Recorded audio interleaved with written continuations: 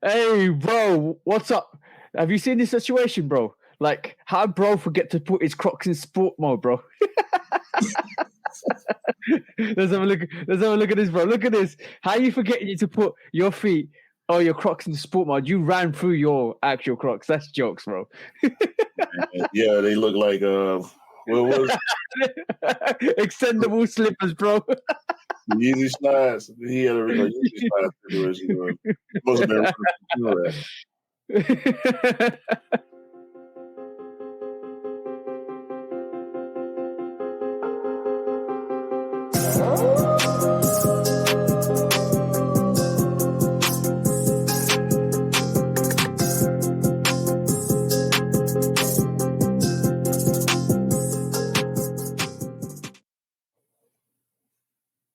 Hey, welcome back, guys. Episode 78 of the Shoe Dog podcast with me and the bro 808 Kicks ATL.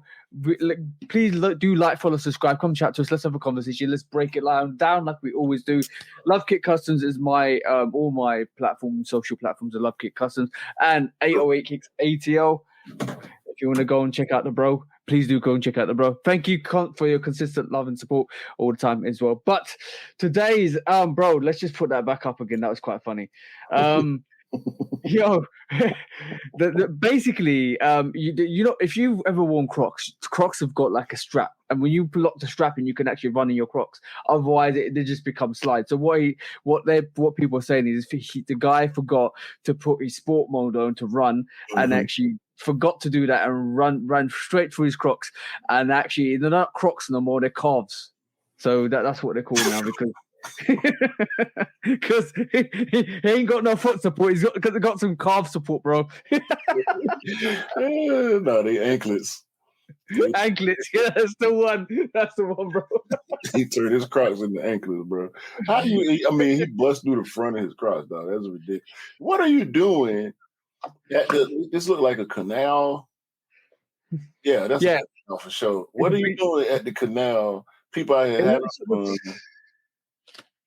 It looks like a pool party, and something went wrong, and he started chasing somebody. Oh, bro, water and slippers and slides and Crocs and foam runners don't mix. Let's just be honest. Just be careful out there, guys. No, I get it. I get it because I just thought about it. I might take my Crocs to the beach, but maybe not. No, I got the wool inside, so I can't do that. But like regular Crocs, the all foam Crocs, yeah, I get it. Take that to especially in a canal, bro. You don't know what's on the bottom of that surface. So you don't know what's under that water, so protect your feet. He had the right idea. He just should have went sport mode. Yeah, we should have went sport mode if he's trying to run after somebody. Don't run in slides. You go for your slides. You become anklets again. I feel sorry for the bro Benzino. Right? This is a new innovation. You know you can go into sports mode and just lie down and have some roller skates and put them as anklets. It's like transforming into a human car. You know the bro Benzino. Shout out to the bro. He bought some Yeezy slides and they wore them in the shower, and they can't stop squeaking. Bro, why, man? Why would you do that? Squeakers. They're not slides. They're squeakers now. Squeezy. You got them squeezies. Squeezies.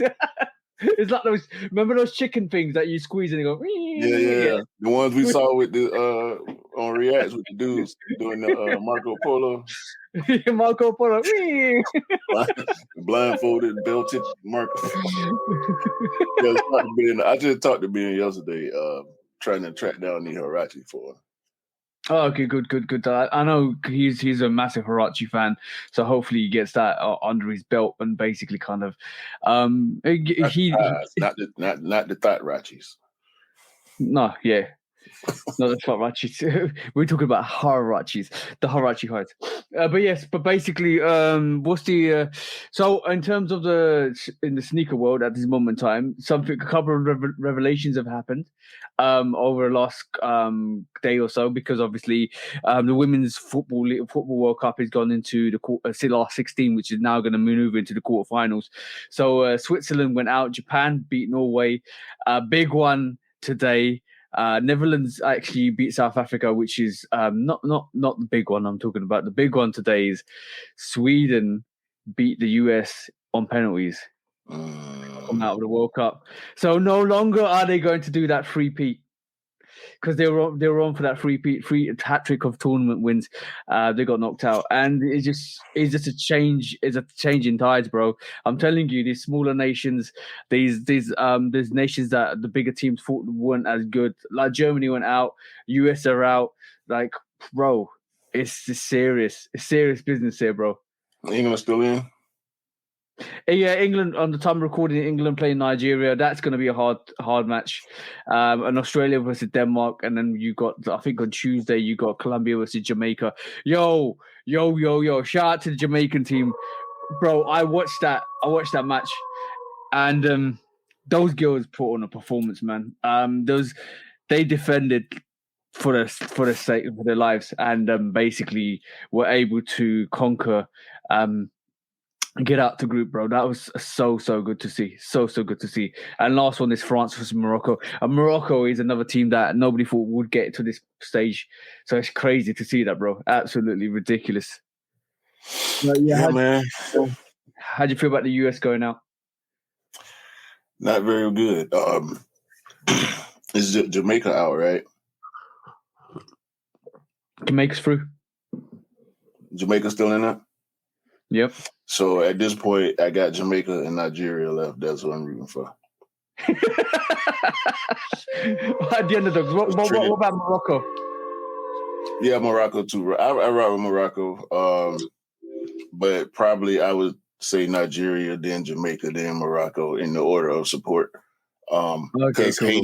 Haiti's out, Trinidad is out. Haiti were unlucky. Yeah. Very unlucky. Yeah. So yeah, I'm hoping for Nigeria. My apologies. I know they playing your team, but I'm with Nigeria and Jamaica. Anything could happen, bro. Anything could happen, bro. You never know. It's wonderful to see a lot of big major teams have actually got out the World Cup, Women's World Cup. So it's good to see. But the last group round matches, you had a 7-1, a 6-1, and a 5-1, bro. It was ridiculous, like the amount of goals all going through into the last stages of the group stages. But yeah, last 16, and we go into the quarterfinals and the semi-finals, and then the big one. But US are out, bro. That was the danger team for a lot of people. I think now it's going to be Sweden, bro. They look good. They look really good. It is what it is at this point. Congratulations to the future winner and everybody that's making it through. Hopefully Nigeria to win. That's just where I'm at with it. If the US can't win, I need Nigeria to win. Anything on the basketball front from your perspective? Nothing sports wise. It's been a little quiet. We've been having some controversies. Paul George talking, not even Paul George, Jackie Long, who is Paul George's podcast partners, talking reckless about Stephen A. Smith. So they've been going back and forth for a couple of weeks. Stephen A. Smith is going on their podcast, which is going to be great. Fireworks. It's been reported that ESPN has given Shannon Sharpe $100 million contract. We don't know how true that is. We all been anticipating when and how Shannon Sharpe will come back to TV, because I need Shannon Sharpe on TV. Yeah. I need to see Shannon Sharpe. I need to hear Shannon Sharpe's voice. He's the best thing since Deion Sanders talking, as far as sports is concerned, if you ask me. Ocho Cinco, it's a short list. Ocho Cinco, Deion, Shannon Sharpe. Ray Lewis was a good trash talker too, but I don't think he was on the level of some other NFL players. But as far as NFL players go, I need to see Shannon Sharpe talking. Period. My life is not complete. What happened to his partner, Skip? Skip's still over there. It's being reported that Skip has enlisted his friend Lil Wayne to replace Shannon Sharpe on Undisputed. Because you used to call this podcast a Skip and Shannon, the second version of the Skip and Shannon show, didn't you? Yeah, because you be saying crazy stuff like Shannon, like Skip Bayless, and I have to yell at you like Shannon Sharp. But no, bro. But what happened to them?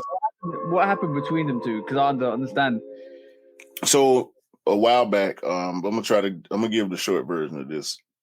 A while back, DeMar Hamlin, an NFL player, I think he's a cornerback or safety, a secondary defensive player for the Buffalo Bills, had cardiac arrest during the game.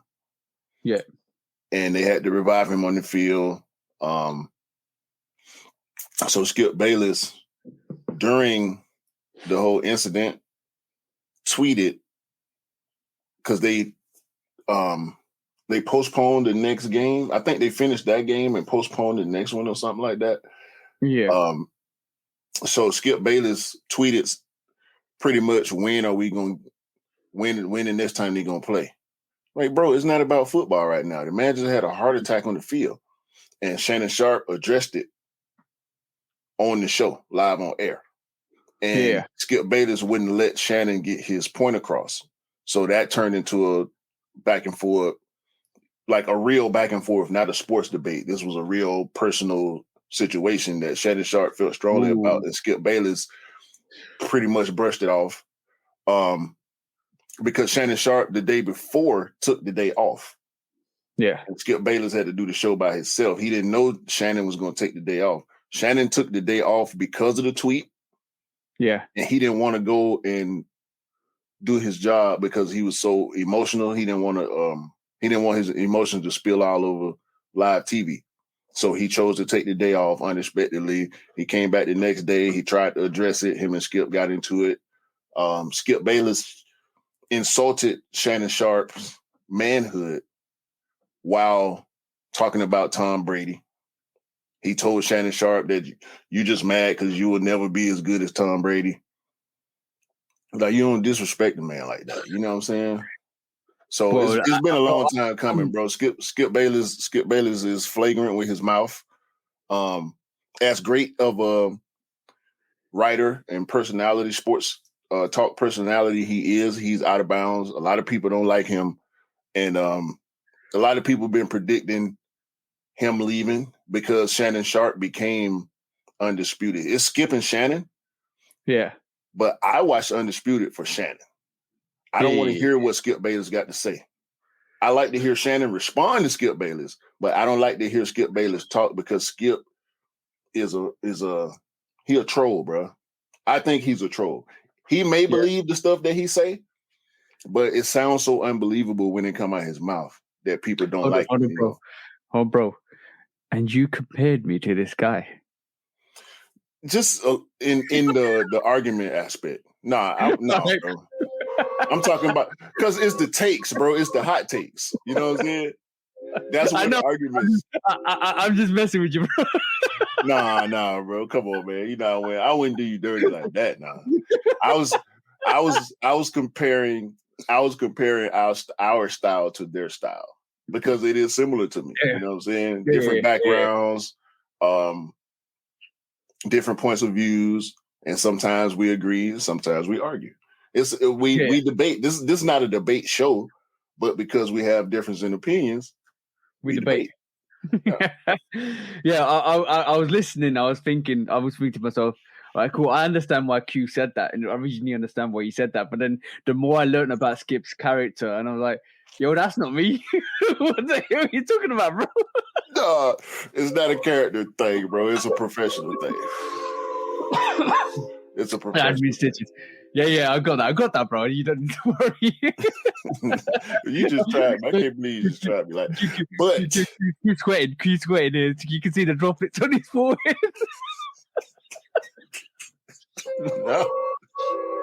No. Because if you took it like that, and I'm telling you that's not what I meant, then it's on you. Yeah. I took the pressure off myself because I explained myself. You know, there's a lot of people, like when you say a generic statement out there, and you just basically say, I like the other day I put on my Instagram, I buy what I like, I rock what I like, F your haters, blah blah blah blah, and stuff like that. I put that out there, not based on anything, not just put it out there because I buy what I like, I'll rock what I like. You know what I'm saying? Like, and I've used a lot of that motto from what you say anyway, because basically, I just totally ingrained with what you said in terms of that rock what you like, buy what you like, and that's me too. And me and Cam had a conversation this weekend. We were talking about why it's good to see retros and stuff like that, and I told him my motto has always been you always deserve to get the sneakers you want because you deserve to get the sneakers you like. So from that just motto alone, those two combinations alone, I know you basically, I put that out there, the statement out there, and if somebody read that and they felt a certain way, then that must hit home to truth a bit. Yeah, see what I'm saying? Struck a nerve. It's fucking nerve because you know you were like that, and you know you're like that, or a specific way somebody's put that comment out there, so it kind of irks you because you're like, is that directed to me? If you don't feel that way, is you're not that way. So when you said what you said, I was laughing. I was like, yeah, I'm gonna get a Q here. I'm gonna definitely get a Q here because that's not me. That don't affect me, bro. No, I would never do that to you. You know how we do, bro. Yeah. We talk for real, so I wouldn't have to do that. Bro. If I felt some kind of way, you would know before I would try to put something on you like that. But quickly, this is a sports related story. Have you ever heard of Timba Gorimbo? I think I'm saying Gorimbo. Timba Gorimbo. No. Timba is a MMA fighter from Zimbabwe, and he been in the news lately because The Rock looked out for him super big time. Shout out to The Rock. Shout out to The Rock for that. That I saw it. I saw the story. Bought this man a crib. He left Zimbabwe to come to America, to Miami, to train MMA so he can try to become a champion. That's his goal, to become champion. Obviously, anything you're doing, you should want to be a champion. So he was sleeping in the gym on a couch at his training facility. That's how dedicated he was. He left his family. That's his main goal, is to bring his family to the U.S. with him. And he got a wife and I think 2 kids, maybe 3, but I know 2 for sure at least. And he was sleeping in the gym. He took his first check from his first win. He lost his first fight and won his second fight, I believe, professional fights. And he took his first check and sent it back home so they could build a well in his village for his people to have clean water. I mean, I'm getting goosebumps right now talking about this. The Rock saw what he was doing, went to Miami to surprise him, chopped it up with him at the gym, and surprised him with a crib, bro. On the water in Miami, dog. I've been there. Them houses on the water, dog. Come on, bro. We talking $500,000 spot here. Yeah. Like The Rock looked out for bro big time. I had to go follow Timba. I want to see him win, bro. I really want to see him win. I'm gonna pull his Instagram up right quick for the video audience, so y'all can see his Instagram, the spelling of his name. Timba, Themba, Gorimbo, Gorimbo _ MMA is his Instagram. Follow Timba. Let's support Timba.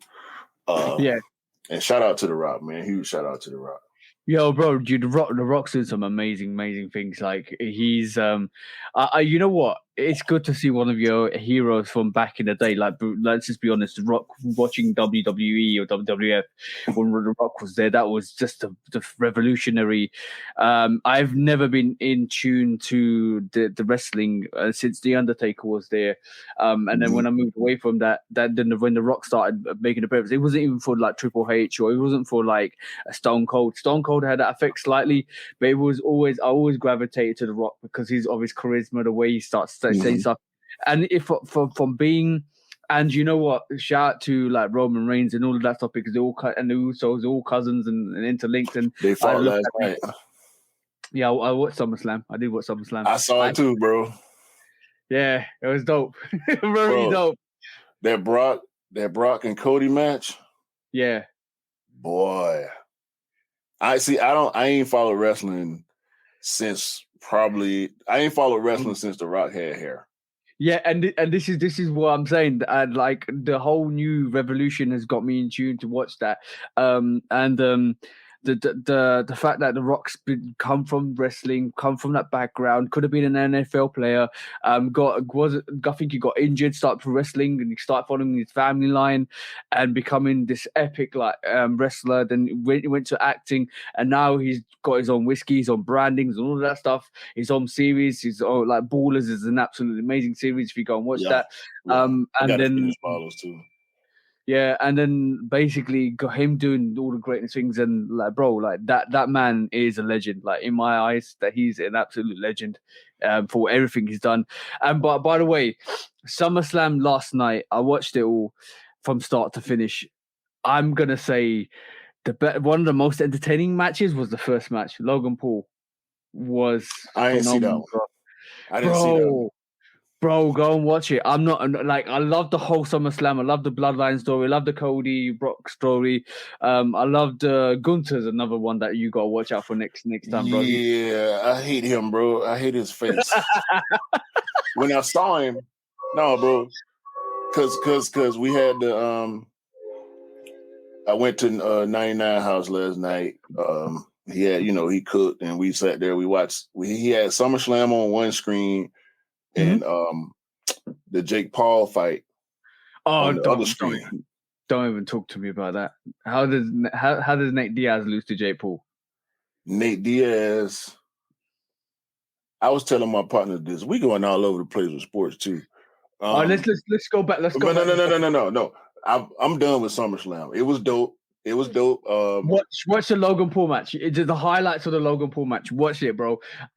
Joe, I don't like them power boards, man. I don't like one of them. I like Logan Paul. Just because of what he's doing recently with KSI and stuff like that, and the Prime drinking, they're making something really successful. But Logan Paul has skills, bro. I'm not joking. Please, without bias, go and watch the match. Gizmo versus Logan Paul. Bro, that was one of the best matches in SummerSlam. Whatever. Go with it. As a matter of fact, I'm going to hold you after this, and we're going to watch it together because I want to watch it as well. No. But yeah, you were saying. The Gunter dude. Soon as I saw his face, I'm like, why is this dude got a belt, bro? Like he don't look like nobody champion, bro. And that 99 was explaining to me like, yeah, he a heel. You're supposed to hate him.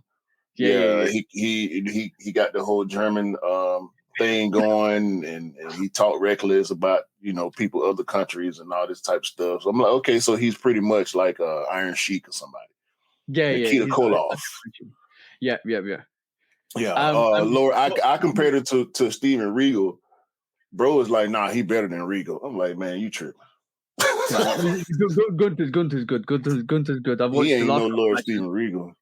No, but Gunther is definitely good. He's gonna if he retains the title or the Intercontinental title for the next 32 days, he becomes the longest leading title holder since the Honky Tonk Man for the Intercontinental title. That's a long time. Honky Tonk had that.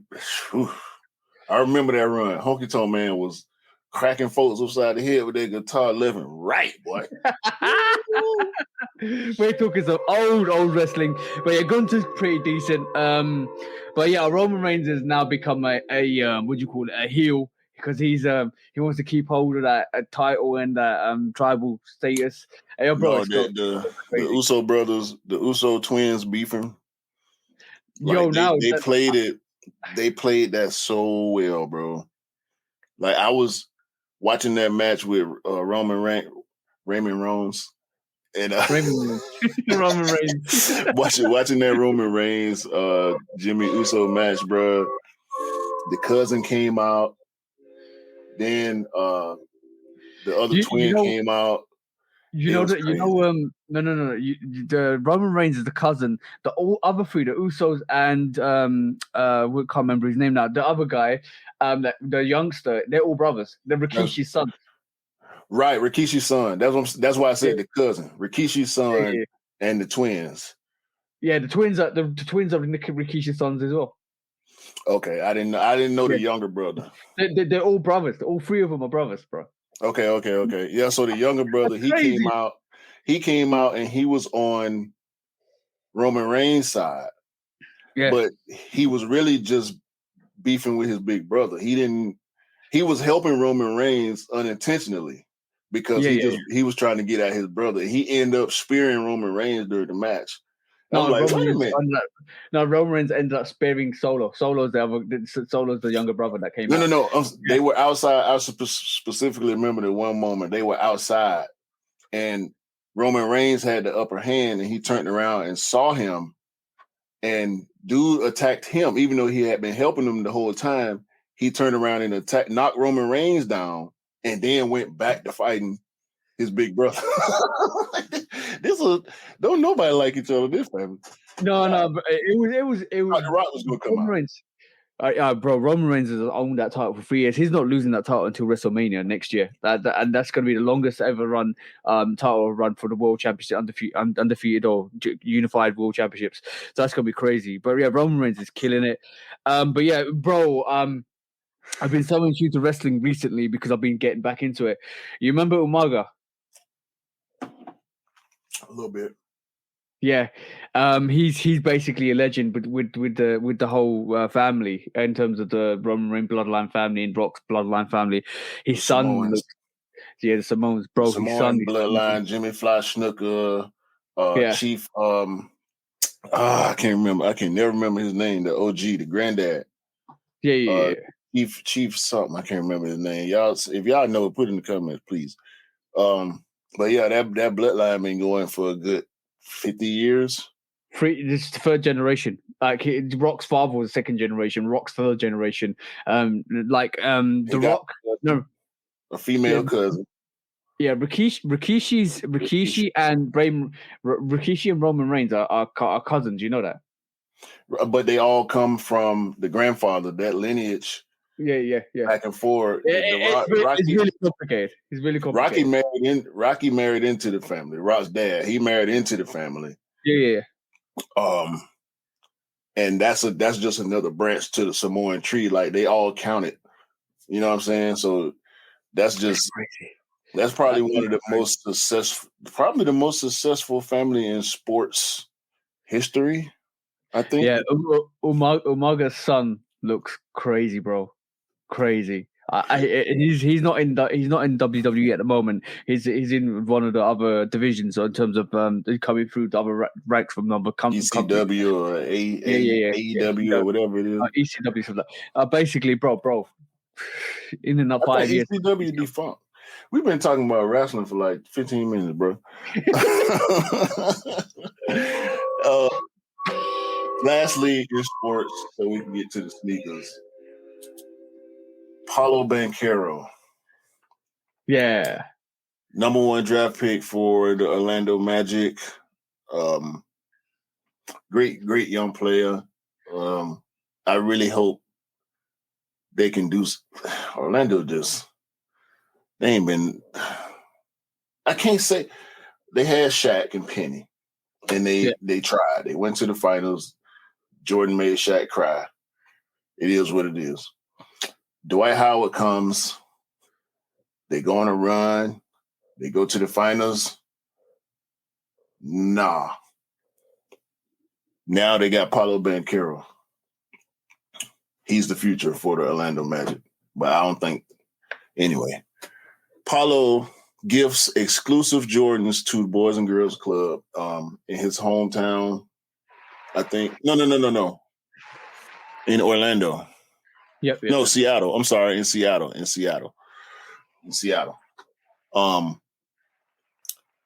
But Paulo gave these kids Lucas. So they say exclusive. It was his Luca. Is it a Luca 1 colorway or Luca 2 colorway? I can't tell the Luca shoes apart. Is that a Luca 1 or Luca 2? I can't tell. But anyway, yeah. Paulo gifted the whole Boys and Girls Club, the staff, all the kids with his PE colorway of the Luca Jordan. He is a Jordan athlete. So shout out to Paulo. Well, Paulo been in trouble because he recently agreed to play for Team USA. He's from Italy. He's from Italy? Italy is pissed. What can you do, bro? You want to play for the best teams? They call him betrayal, bro. It's sad. What is his citizenship? So is it US or Italy? Italian? I have no idea, but I'm guessing he's an Italian citizen. But because he's in the NBA, he can play for Team USA. I'm thinking something like that. There's probably, some loopholes just because he actually plays in the American League. Do you think it's betrayal though?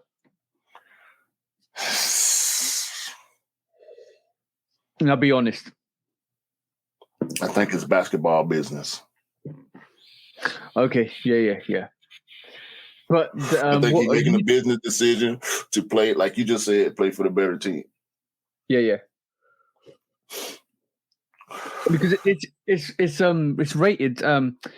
Sorry to say this, but it's like wanted to play for Brazil. If you in the footballing world, like if you play football or play for Argentina or playing for Germany. Oh man, the thing is, if you're in the NBA, you want to play for the Lakers, or you want to play for the Celtics, or you want to play for the Knicks, you want to play for the historic significance or the magnitude. You want to play in the big. You don't want Dame Lillard trying to leave Portland. He want to go to Miami because Miami versus Portland is night and day. Yeah. The only thing with this is in the national teams, if you're under 18, you can skip nationalities. If you're like got dual nationalities, you can go to like some players are Jamaican and English, so they play for the Jamaican team or the English team. Under 18, they can switch if they wanted to. Like Raheem Sterling could have played for Jamaica if he wanted to, because he's like heritage is Jamaican. There's a lot of players have actually chosen other teams. Like I think there was a British German who's half his side was German, half his side was British, so English. So he went and played for a Germany team instead because and there's another player, Owen Hargreaves, who's in a similar situation. He played in Germany, he lived in Germany, but he's English, but he came and played for the English team. Like they got players from Bundesliga. Yeah, exactly. But these players did make that decision in the under 18 leagues or under 21 leagues, so they actually kind of mature through the rankings of the actual nationality leagues. But if you're going over there as a basketball player, you actually are full-bred Italian, but you live in the States and you play for the Team US. I don't know how that fits in because what part of his heritage is American? Well, he got some black in him, obviously, but I don't know if it's Black American or Black Italian because there's Black people all over the planet. Yeah. So yeah, of course. I can't tell, dog, but his name is Paulo Banchero. So clearly, he got some type of other ethnicity going on. But because traditionally NBA players from other countries play for their home countries when it comes to FIBA and the Olympics. So that's where the controversy is. It's not a huge story because Paulo is not Who did Giannis play for? Greece. So he actually productively goes to the Greece team and plays for Greece. Yeah, the Gasol brothers played for Spain. Manu Ginobili played for Argentina. No, not Argentina. I'm sorry, he's not. Is he Argentinian? Ginobili? I can't remember, but most international players play for their home country. Period. So then I'm gonna call cap. I think he's chosen. Tony Parker played for France. Al Horford played for France. So I'm gonna agree with what we both agreed with. Yeah, I think I'm going to agree with what we both agreed with. He made the choice, but he made a basketballing choice rather than a nationality choice because he wanted to play for the better team. Yeah, he wanted to play with other NBA players because he in the NBA, and I think he's thinking about his future. So playing international ball is like the big boy version of AAU, where you get to play with other great players. Yeah. And that's what you want as a great player. You want to be around other great players to be able to see what they do, possibly be able to pick up some game from them. Pick up a move here or there, or pick up a workout habit, or pick up nutrition habit, something to enhance your game. Bro, let's be honest. He just wanted to play basketball with cheat mode on. It is kind of cheat mode, but the world is catching up. Yeah. I'm just saying.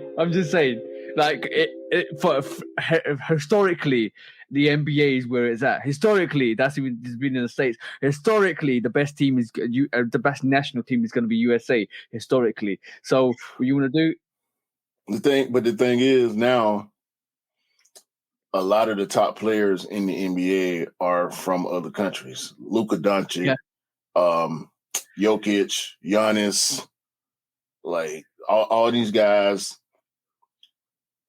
they come from places where basketball is not what it used to be. Now we got real competition. You know what I'm saying? So yeah, which is good. We've always had competition with South America and Spain, like Argentina, Puerto Rico. Like they always had players, and the best players from those national teams play where? NBA basketball. The NBA, yeah. But that's the mecca of basketball. That's the thing. That's what I'm saying. So if you're at the mecca of basketball, you want to play for the mecca of the basketball team. So this is what he's made that choice on. So that, and technically, it's still playing with cheat mode on, because basically he needs the God mode to actually play basketball. Yeah, but it's a bunch of young guys on Team USA this year.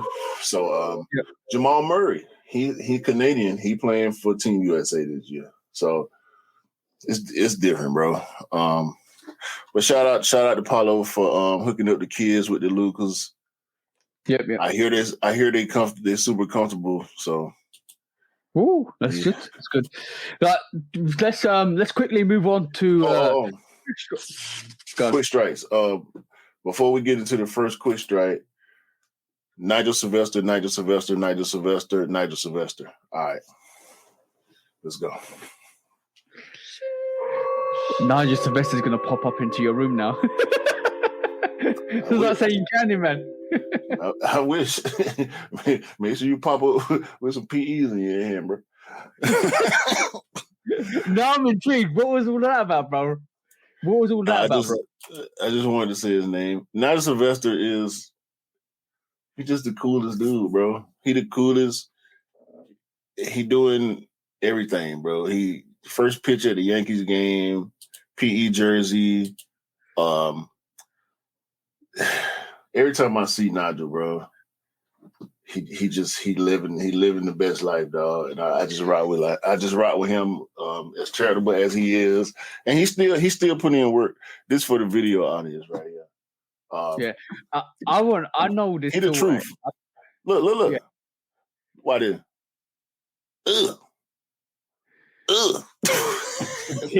Nigel is the truth, bro. Bro, extraordinary. You hear me? I'm still intrigued to see whether we get that Jordan 1 Nigel Sylvester 2.0. Remember that? Yeah, the black one. Yeah. That would be a situation, bro. Okay, cool. Moving on to quick strikes, because we've been spending a lot of time on sports and entertainment. Moving to the first quick strike. When you say you can't do it twice and take. When they say you can't do it twice and take pics. Is that Nigel Sylvester's motto? Sure is. Hey, all right, cool. Moving on to the first quick strike, bro. It looks like Bjorn Gulden has made it official now. So basically, there's two texts to the story quickly. Looks like Adidas have announced plans that they will not be selling any more Yeezy products once the remaining inventory is done, and it does look like Bjorn Golden has come out and said. Okay, cool. It looks like Bjorn Gulden has come out and said that basically the Yeezy products is something that Kanye created. He's the inventor of it, and basically they've been in partnership with him to take the designs and sell them off later. It's technically within their right, but it's not part of their strategy. And basically, the task is to limit the damage and get rid of the inventory, using products for the good, build a business without Yeezy. That's what basically Bjorn said. Some people are basically saying, and keeping in within the quick strike because I think it's related. It looks like one of the other things that has happened over the second quarter this year is that 85.22% of the profits of the operating profits has come from Kanye and Yeezys in terms of just basically the remaining inventory, and they haven't sold a lot of it at all at the moment. They've probably sold about 250 million worth of it, which is ridiculous. And another quick strike to just cover the whole Yeezy situation. It does look like they are actually donating 120 million to charity from the sales of their Yeezys, which is absolutely great to see because obviously they're donating to like all these foundations, which is on the list here, which basically it looks like they're helping. But a lot of people, just to wrap up the whole story before I get you to kind of have your shout at it, that a lot of people are saying this is a strategy from Adidas to negotiate Kanye West and Yeezys again because they realize there's too much profit in Yeezys, for one. Secondly, they feel like the fact that they're hitting profit margins that are ridiculous, and they're actually sharing stuff to charities. It's just actually giving them a better rating within the whole business strategic world, because obviously any kind of bad imagery in the whole selling world will actually lower your ratings and the ability to make loans from actual big businesses. So it looks like Adidas are pleasing the audience in terms of providing to charities. They're trying to kind of put a stance on it to make Yeezy come to the table to actually keep selling Yeezys. But officially, Bjorn's literally said, a lot of people think that way, but officially Bjorn's, the CEO from Adidas, has said they're not doing any more Yeezys once the last inventory is done. So what's your thoughts on that, bro? It's a lot to kind of digest there. Not really. For me, I look at it in a streamlined way. When it comes to doing business with him, they know they've been aware of how profitable it is. That was the whole purpose of doing business with him in the first place. Whether or not they want to do business, continue to do business with him, I don't think there's no doubt in my mind they want to continue doing business with him. But if he's going to continue to be as polarizing and controversial as we know he can and will be from time to time, they would rather cut their losses. And plus, they're probably getting pressure from advertisers and investors and stockholders. So the decision to cut ties with him is an easy one from a moral perspective. Yep. I guess. I don't know if moral is the right word, but that's the way I feel about it. From a moral perspective, cut ties with him because Adidas was a big company before him, and they have to now put in the work to remain a big company after him. Yeah. I think maybe the stakeholders or the shareholders might be looking at it from an angle where, like, with all the information that Adidas have just earned the highest quarter, 85.22% of the profits come from Yeezy. That this is Adidas's, but like kind of weigh in to kind of convince their stakeholders to say, all right, cool, we won't do business, but like, look at the profit margins potentially. So maybe there's something in the works at the moment, but the official line is that Yeezys are no longer coming out once the inventory is done. So let's just keep an eye on this. But if the case is that we don't get any more Yeezys going to the future, then I would like my advice and my TikTok advice to everybody was, if you can't get the sneakers you want in terms of the restocks and the last inventory, and if they might potentially still have wave runners and zebras and all that stuff, if you can't get it, I'd advise you to quickly, after the phasing of all the remaining inventory is done, is to go and purchase the Yeezy you want and basically rock it. Because once it's done, and if you wait too long, I'm talking about a couple of years, that price is doubling and tripling, because if no more Yeezys come out and all the classic silhouettes like wave runners, zebras, pirate blacks, turtle doves, breads, all of that, if you don't get them and they don't restock and Yeezys don't come out, the prices of those sneakers will be unobtainable. I'm predicting with my chest out here, once the zebra face is done, and if we don't get any more Yeezys going forwards, those zebras will be coming back to 1,500 in like 5 years' time, without a shadow of a doubt. Yeah, I was just about to say, I want to see what the Yeezys market looks like in 5 years. Yep. I'm happy. I'm happy that I'm not in the Yeezy game. Yeah, but I feel bad for people that are, and I don't understand. I want to know the mindset. I want to talk to somebody that's still in that Yeezy game and get their perspective on why. Yeah, I think a lot of people, bro. I also said this: the two profitable silhouettes that you are going to see go crazy on for the next 2 years, if like there's the caveat is always saying if Yeezys don't come out and if there's no other similar silhouette that comes out with the same comfortability of that, slides and foam runners are an everyday slide and everyday semi-slide, semi-croc actual sneaker, right? Not sneaker, but a footwear. So those two, for me personally, those two, you like the way I said footwear as well. Yeah. So, because you can't classify that as a sneaker. No, it's not. Don't do it. Don't do it, bro. Don't do it. But like those two footwears, priced at what they're priced at, like we're talking about a foam runner runs to about 80 quid, which actually resells for like 250 quid at this moment in time anyway, depending on the actual foam runner. And some slides actually come out for like 50 quid now and basically are like selling for 120, 180. Those two, because they're so commonly used, they're so comfortable, a lot of people wear them consistently and they used to be stocked. Those two are the silhouettes I think are going to be absolutely crazy to get in the resale market once it's all done and dusted, if Yeezys don't come out again. Yeah, I agree with you 100% on that, bro. Ain't no way around that. Certain ones we know it's gonna get ridiculous. Yeah, and I wrapped all of these 3 quick strikes into one because they're all related and they all emphasize the strategy that Adidas might be taking into this, but also like it's the end of an era, bro. It's like when Sean Weatherspoon left Nike and did the 97/1, and that price of that is ridiculous. It's where like Nike, and I'm not even saying like Nike Yeezys 1 and 2 will ever compare to like, or the Yeezy Adidas will ever compare to the Nike 1 and 2. We know how iconic those actual silhouettes and sneakers are, but we're talking about how can you shut the chapter with Nike, and if he does the same thing with Adidas, out of respect, and Adidas don't restocks Yeezys or any of those silhouettes, that's another close of a chapter. And we know what happens when sneakers don't get made anymore. No, that's a great point. I can see foam runners getting close to Red October prices when it's all said and done. Wave runners. I can see wave runners being.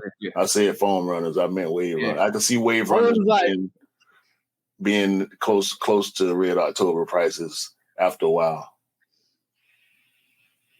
You know how you know what we talk about the zebra being such an iconic sneaker, the 350 being such an iconic sneaker. We took an ox tan, turtle doves, pirate blacks, all of the variation ones being such iconic sneakers. But there's something about that foam runner that is different. It's that trend, it's that trend starter, bro. Bro, it's okay. Nike just dropped Roshi's again. So We don't need Izzy no more. Naroshi's back. That too, bro. And I didn't participate in the Roshi wave, but Roshi is back.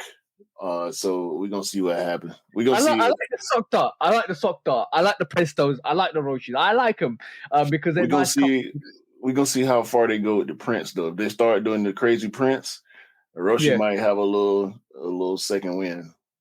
Yeah. I like them because like they're just a wear and go sneaker. There's no like flapping, no laces, no nothing like that. Just a wear and go, bro. Like put them on your feet, bang out the door. 3 lace holes. Yeah, exactly, bro. Presto's the same thing. Bang, you're good to go. Like it's so like wear them, bang, you're out the door. It's like you want to run to that shop. You want to quickly get some food. You want to go out quickly somewhere. Not in a rush. You don't want to put no fit on. So basically, shorts, t-shirt, bang, with some like sock darts or some Roshis or some Prestos. You're good. Yeah, I can do the same thing with Jordans.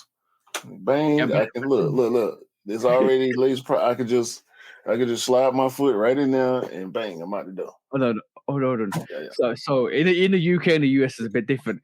I can come out my door, right, and there'll be a shop 2 minutes away or 30 seconds away I can walk to. I'm not gonna wear a Jordan 3 to the local shop, bro. Why not?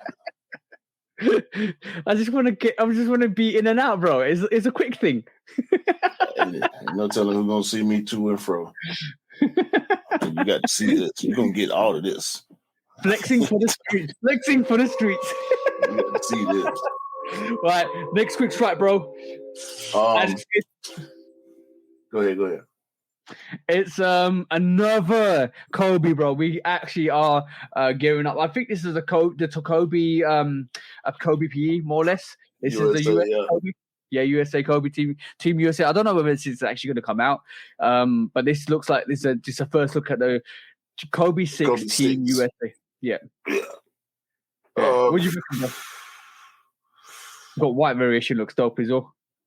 I like the blue one a lot better. It might be a where you got one's white, one's blue. Nah, those are both left shoes. Yeah. I was just or right shoes, depending on if the camera flipped or not. But I rock with the red one. The white one hard too. I like the red one a little better, but I don't need another red, white, and blue shoe. Red, white, and blue just ain't. It don't match my energy. So. But it's good to see though, because basically it looks like more and more Kobe's are being geared up. We've seen PEs. We're seeing a lot. I think these PEs, if we go to the athletes, will be absolutely awesome. We're seeing like all the news and speculation with like Air Force Ones and Kobe 6s, Kobe 3s, Kobe Pro. DeMar DeRozan and PJ Tucker finna go crazy. Yeah, bro. Yeah, especially DeMar, because he's like the heir apparent. Like I just saw DeMar DeRozan tell a story on the Paul George podcast. He said he was playing against LeBron, and LeBron asked him if he wears Kobe's when he plays against Kobe. Yeah, and he was like, "Yeah." But the next time he played Kobe, he was like, "I ain't wearing no Kobe's," so he wore Jordan 10s. Yeah, and he said Kobe saw him before the game and asked him, "What the F you got on your feet?" And DeMar was like, "Whatever." And Kobe proceeded to destroy him that game. And he said at the end of the game, on the way to the locker room, Kobe told him, "Don't you ever wear those again," or something like that. You shouldn't have wore those. Yeah, you shouldn't wear those. DeMar DeRozan has never wore anything but Kobe's since that game. That's crazy. So he was blessed by the Mamba himself because Kobe knew he wore Kobe's. Yeah. And he saw him wearing Jordans and was like, "Bro, really? All right." Let me dunk on you. I got something for you. Kobe probably gave him like 40 or something that day, maybe, high 30s, low 40s, something like that. But DeMar DeRozan learned his lesson. Kobe wants you to wear Kobe's, so wear Kobe's. I wonder if there's a story like that with LeBron. I doubt it. People don't do LeBron like that. Everybody loves LeBron, and LeBron loves everybody. So I doubt he wouldn't do that, bro. LeBron ain't that type of dude. All right, cool. Who do you think's the best shit talker? Like I out of these three, Kobe, Jordan, LeBron. Jordan. And then LeBron don't talk trash. He reacts. Kobe second. Who's got the best reaction then? What you mean? Like from abuse, like basically somebody's thrown abuse at you or kind of chatted you or back chatted you, and you're like, all right, cool, I'm going to show him a lesson. Who's got the best reaction? Jordan. Yeah, I agree. LeBron would be second, because after Jordan, I don't know, because Kobe's got the whole Mamba mentality kind of. People knew not to try Kobe. Okay, but then the venom is as strong as probably both of them. Then, bro, Kevin Garnett told a story about J.R. Ryder. J.R. Ryder, I think I heard it one. Yeah, he said J.R. Ryder. No, Kevin Garnett was talking trash to Jordan. And J.R. Ryder told him, bro, what are you doing? I got to guard him. Why are you talking to him? Man, fuck him. And next thing you know, Jordan dropping 50. And it's Kevin Garnett's fault. But you're not guarding him. You talk trash to your dude, bro. Don't talk trash to my dude, especially when his name is Michael. Like, what are you talking about? What are you doing? What are you trying to do to me? Some of these stories are legendary. I'm gonna say this, like, every time I hear a new story, every time it kind of intrigues me. Like this crazy. I've heard some Kobe stories. I've heard some Jordan stories. Yo, we know the Jordan rules existed and what Detroit did to him and stuff. Yo, bro. The best story, I can't remember who it was. The best story I ever heard about Jordan. Probably the best basketball story I got that I've heard. Jordan counted backwards from 60. Yeah. He told a dude he was finna get 60. He made the first shot and he said 58. And he made the second shot and he said 56. And he counted all the way down from 60 every time he scored. He's a troll, bro. Jordan's a troll, bro. It might have been 40. I think it was 40. I think he counted backwards. He counted backwards from 40. From the beginning from his first shot, he counted backwards from 40. I said, man, this dude is a lunatic, bro. All right, cool. Loon, a straight loon. But nah, them Kobe's super gold. Every Kobe 6 they drop is a super gold. I don't care if it's old or new colorway, bro. Yeah. Next quick strike is did you see this week, bro? It looked like Vans made an authentic just to celebrate the 5th anniversary of Swimming, Mac Miller's album. And it was kind of a really good thing for them to actually do, kind of celebrate like the classic album from Mac Miller for 5 years. And basically kind of just showcasing it with a sneaker collaboration. Sold out too. Sold out. Yeah, whoa.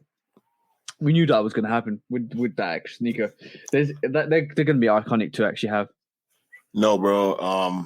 I wanted to get these for my wife. I'm gonna have to cause she a big Mac Miller fan. R.I.P.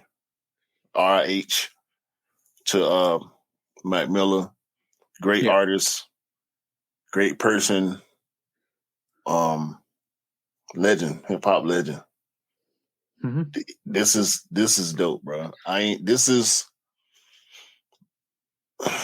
want to say it's overdue, but because it's the anniversary, I can't. You know what I'm saying?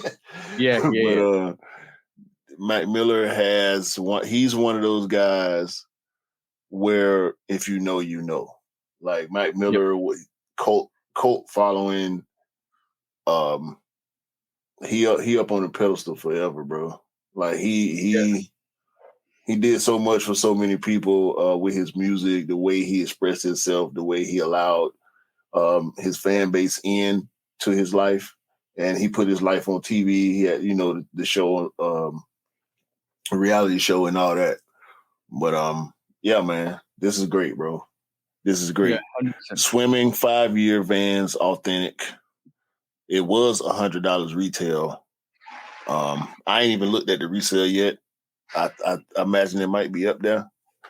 But these are dope, man. I need these for my wife. My wife likes Vans and she loves Mac Miller, so I'm gonna be checking up on these for a while. Yeah, I'm just checking the price for you now, bro. And what's your missus size? 6.5 US. 6.5 US. Well, there's nothing in sale for 6.5 US. So I don't know whether it's actually had an official release or not. But like the highest ask for somebody is about £800, bro, and the highest bid is about £390. So that's a bit steep, bro. And that, but I can understand why they kind of priced as much as they are.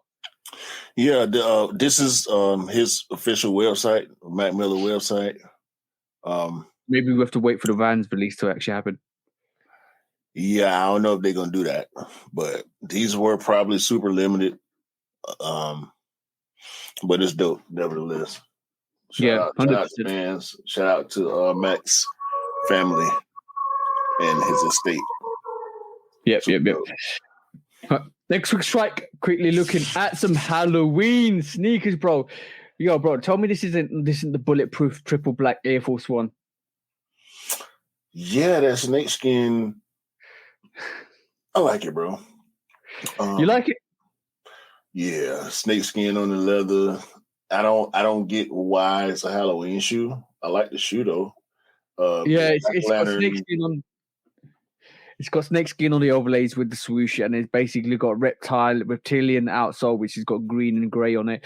It's very reptilian, very like animal print, and very like maybe it's an animal Air Force One, but this is supposed to be the blacked out snakeskin print Air Force One that's coming out for Halloween.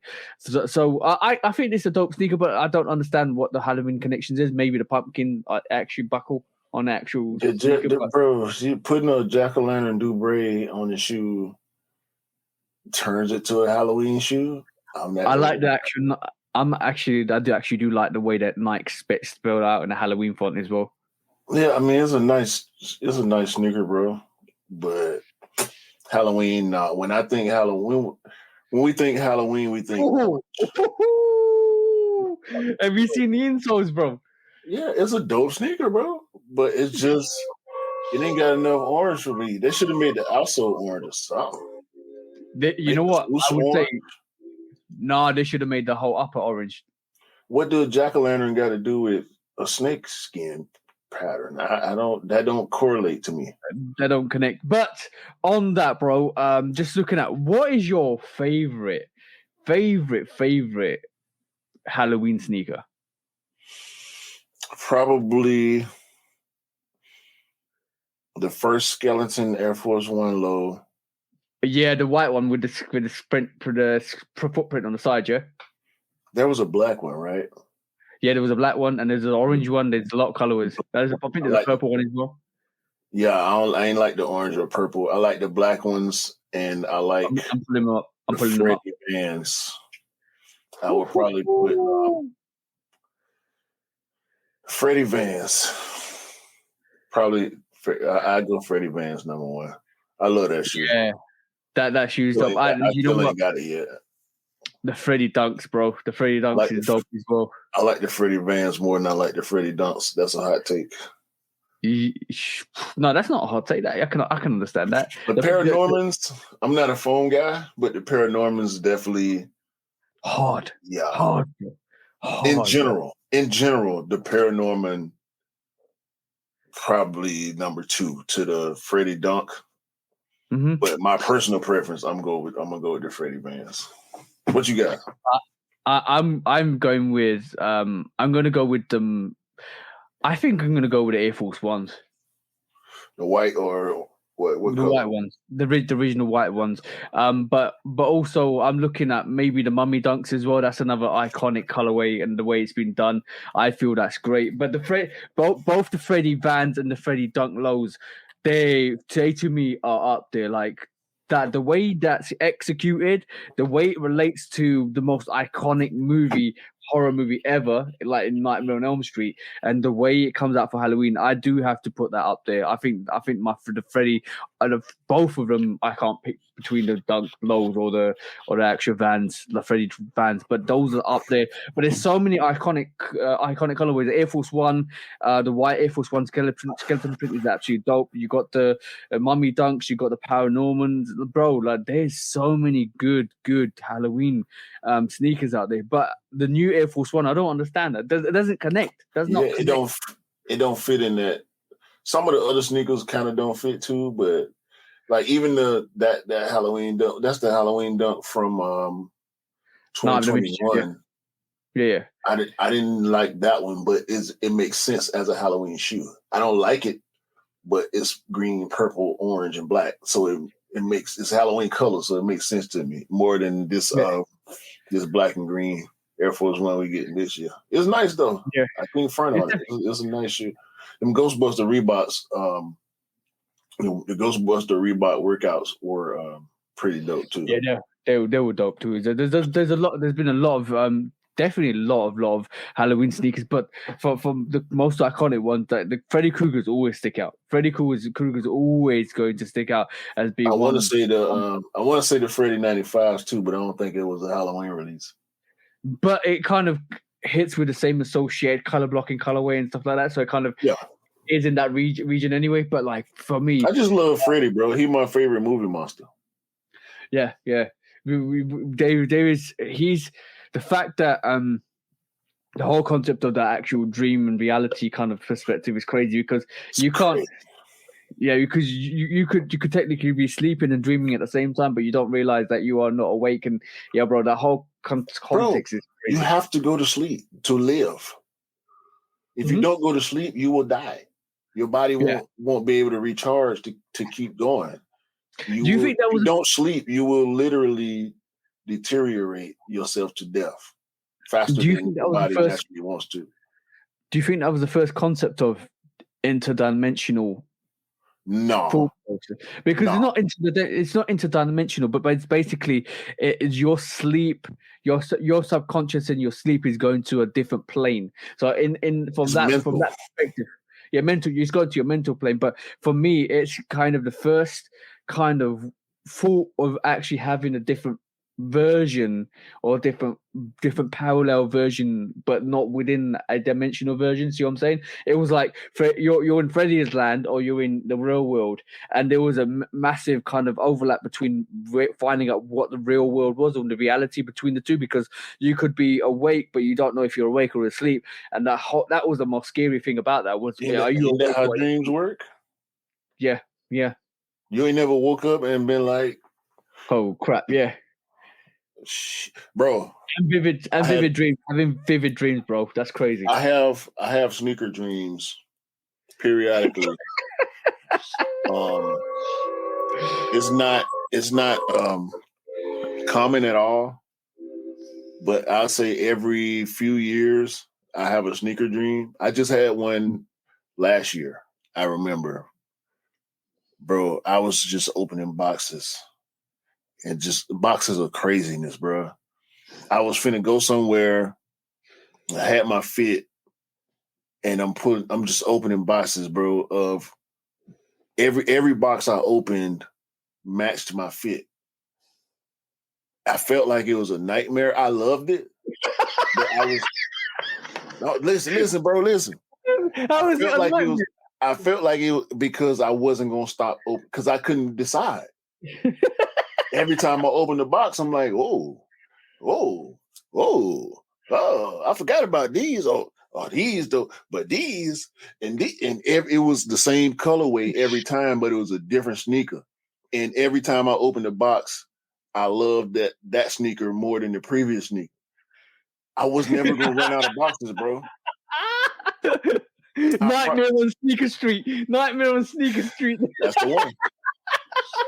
That's the one. I'm talking about every box, bro, is heat. Every box is heat. Yeah, yo, you're never gonna stop opening the next box because you're like, I want to open this box because it might be better than that one, and I'm I gonna was open gonna the open next one every because one, bro.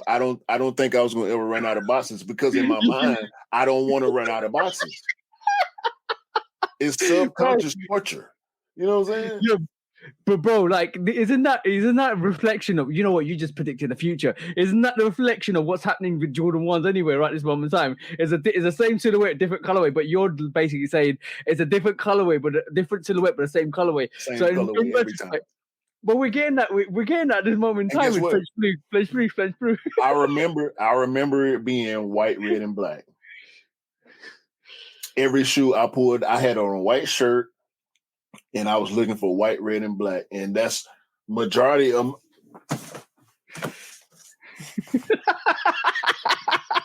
Majority of what you're wearing, white, red, and black, bro. Ooh. I can keep going. I got 6 white, red, and black hats right here. You know what? It reminds me of the Simpsons episode when Homer got taken to hell because obviously it was one of their nightmare versions or the Halloween versions where Homer goes to hell because he's done something, and all you see is Homer just sitting there or standing there, buckled, and his mouth's open, and they just keep shoving donuts in his mouth. Yeah. That's your dream, bro. You love it so much that it becomes a nightmare because you keep open boxes. All right, cool. I've got a Jordan 10. Oh no, the next Jordan 11. Oh, next is Jordan 12. Oh, next, bro. This all type of Nikes, Air Maxes, and it was deja vu because it was the closet to the apartment that we had in East Point, like my last year of high school. And I had like maybe 10 pairs at that time. I remember having the all black leather 95s. I had like a couple of trainers. I remember having the white, blue, and gray Huarache, the one with the see-through strap. Not the Huarache highs, the Huarache trainers with the see-through strap. Mm-hmm. White Air Force Ones. That's when I had I didn't have the Milanos then. But I had that's when my brother, JG, shout out to JG, when he graduated high school in Miami, he came up here and he bought the eggplant foam posits with the Randy Moss jersey. And I had some burgundy New Balance 574s with the Arizona Cardinals Jake Plummer jersey and the hat. I'm talking about, hey man. I was just telling Miller, bro, I missed a lot of time. Shout out to Mr. Miller too, and Grail Worthy and the bro Cam, of course. The live we did the other day. I was telling them when I got into hip hop and I was pursuing that dream of being a rapper. Yep. I missed a lot of years in sneakers because I was locked in on that as a goal, for my life, in between regular life and working or whatever, couch surfing, doing open mics, late night, being in the clubs all the time and stuff like that. I missed a lot of years of buying sneakers because I was pursuing that. So, you got to pursue your dreams. You got to pursue your dreams. So when I came back, I'm back now. Obviously, I've been back for some years, but it's crazy thinking about back then, bro. My little collection I had back then, if I would have kept going, oof. Everything happens for a reason, though. That's the thing. And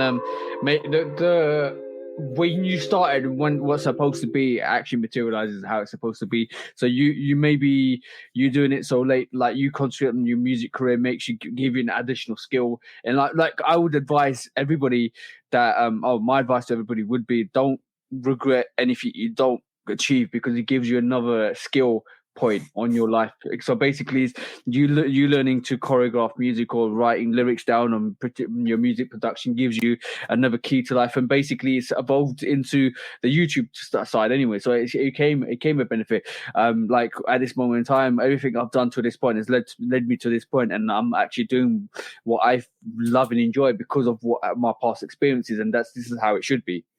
Yeah. So there's nothing like failure in life. It's all about learning and leveling up constantly. No, man, I say it all the time. If my life would have went different, the good and bad parts, I wouldn't have ended up meeting my wife in 2013. So I'm cool. Yeah. You know what I'm saying? I'm cool. Exactly. That. Next quick strike. I need to know how you feel about the Air Jordan 1 MM High. MM meaning more materials, or it was something else I saw. But that MM clearly, we're just gonna say it's more materials. Because if you look at pictures of the Air Jordan 1 High MM, everything is overgrown. It's like a Jordan that they left in the oven too long. Bakeweld. Yeah. They left it on the heat too long, and the swoosh got overgrown. I know, I see it. They should call it the Jordan Bakewell. I see. Yeah. Oh, does it look like it's got like a fabric kind of underlay panels on the lateral medial side? It looks like a collar. Hybrid. Yeah, it looks like a hybrid between the Jordan 1 and Jordan 1 AJKL. I think it's more of a hybrid between the High LG and the Zoom Comfort. But I think we both wrong, because it's just an overgrown Jordan 1. Like, if you ain't nothing structurally different about it, it's just all the overlays and underlays have extra material on them. Is this what happens when you kind of water your plants too much? Yeah. Don't water your Jordans, guys. This is what's going to happen. Remember, it's a living, breathing creature. Don't water your Jordans. Oh man, this royal colorway, royal toe colorway, which is gonna go lead to my next topic. I want to bring up right after we got too many sound bites, bro. Don't water your Jordans. Nightmare on sneakers. Yeah. It's okay. It's okay. This is what we do, dog. This is too much fun, bro. This is too much fun. Don't water your Jordans, guys. So this royal toe, caveat to that, unless you actually have a sneaker pot plant, then you can water your Jordans. Right. Chill. These are chill Jordan 1s. Chill Jordan 1s, yeah. This royal toe colorway, I like the front of it. I like the toe cap, but I don't know what they're doing with the rest of this this colorway, bro. Like, I don't like it. I'm going to be honest. I don't like it. It kind of looks like a hybrid to me, and I understand. I just want just a normal Jordan 1. They're giving you more materials for less money. This is supposed to be supposedly $155 US. Well, so basically, a regular High OG is $180. So basically, the right price of a Jordan 1, how it should have been like when it was like 2015. Facts. There's also this coconut milk colorway. I don't mind that one, if I'm honest. The coconut milk looks better than the Royal Toe or the Deep Royal, whatever the other one's called, Midnight Navy Royal, yeah. Which is confusing, bro, because all right, coconut milk. This ain't the only coconut milk Jordan 1. Mm-hmm. Right now it is, but in the future it won't be. We ain't gonna talk about that for right now. But coconut milk is coming. I'm telling y'all right now. Is it the next color of the year? Y'all watching this, if y'all listening and watching this in real time, coconut milk is coming. We've seen it. We've seen it a few times this year. We saw it on the Vomero. We saw it on the P6000, which is that P6000 is crazy. I still want that shoe. I'm chilling. I got to chill. This coconut milk is coming, bro. Mark my words. And sulfur. We know light sulfur is coming. Yeah. But we do that. This is gonna be confusing because it's another Royal Toe. We got a Royal Toe High OG, which brings me to my next point. I ain't got no graphic enough for this. This is a conversation. God, How do you feel about having to say the full name of sneakers? I don't mind it if like you're talking about Jordan 1 Shatter Basketball 1.0, Jordan patent leather gold toes, all of that stuff. I don't say it. I don't. If somebody came up to me and asked me the question, what are those sneakers? I would just say the full name because they want to. I have to give the full name because you know why? Because if somebody's looking for the sneaker, the last thing you want to do is not give the full name of the sneaker. So if I've got the fives up, I'm just saying this is a Jordan. What the fives are? This is Jordan Grapes or this is the Jordan Bel Airs. Or maybe get a date because obviously there's different variation of the Bel Airs as well. This is but a lot of people nowadays know what you got on your feet. So I don't think it's much of a unless you're new, unless somebody says to you what's the name of that sneaker. I don't think you need to say anything. Let's just say hypothetically, this more materials catches on. Mm-hmm. I don't want to have to say Jordan 1 High MM Royal Toe. I don't like saying now when we. If you know, you know. Oh, you're also talking about like the Jordan 1 Zoom Comfort, Jordan 1 Zoom Comfort 2, or Jordan 13 he got game, Jordan 5 Black Metallic. Like, I just want to be able to say Black Metallic. If I say Black Metallic to you, if I say Black Metallic to Miller or Cam or E, y'all gonna say the 5, right? Yeah, but it comes. So should I have said Jordan 5 Black Metallic? I'll say that all day because that's my favorite sneaker. But depends on a short name. But it depends on who you're talking to because right this moment in time, the people you're going to talk to is people like this. If you said a camo, if you said a camo, Jordan 3 NRG SE patchwork camo. I know. That's going too far. That's going too far, bro. All you gotta say is Jordan 3 camos, bro, or the camo 3s. That's all you gotta say, bro. I just say patchworks. The patchwork 3. See, the thing is, if you said patchwork, a lot of people won't get that. If you just said a camo 3, Jordan 3 camos, the people get that straight away. And it's the same shoe. So you could. I'm not gonna sit there. I'm not gonna stand there saying this is the Jordan 3 NRG patchwork camo. Wait, you forgot the SE. See, you done messed it up already. Okay, Jordan 3 NRG SE patchwork camo. I'm not gonna say that to anybody, bro. Yeah, that's what I'm saying, bro. I was sitting there thinking about. I was looking through, going through stories like we do throughout the week, right? Trying to figure out what we want to talk about, and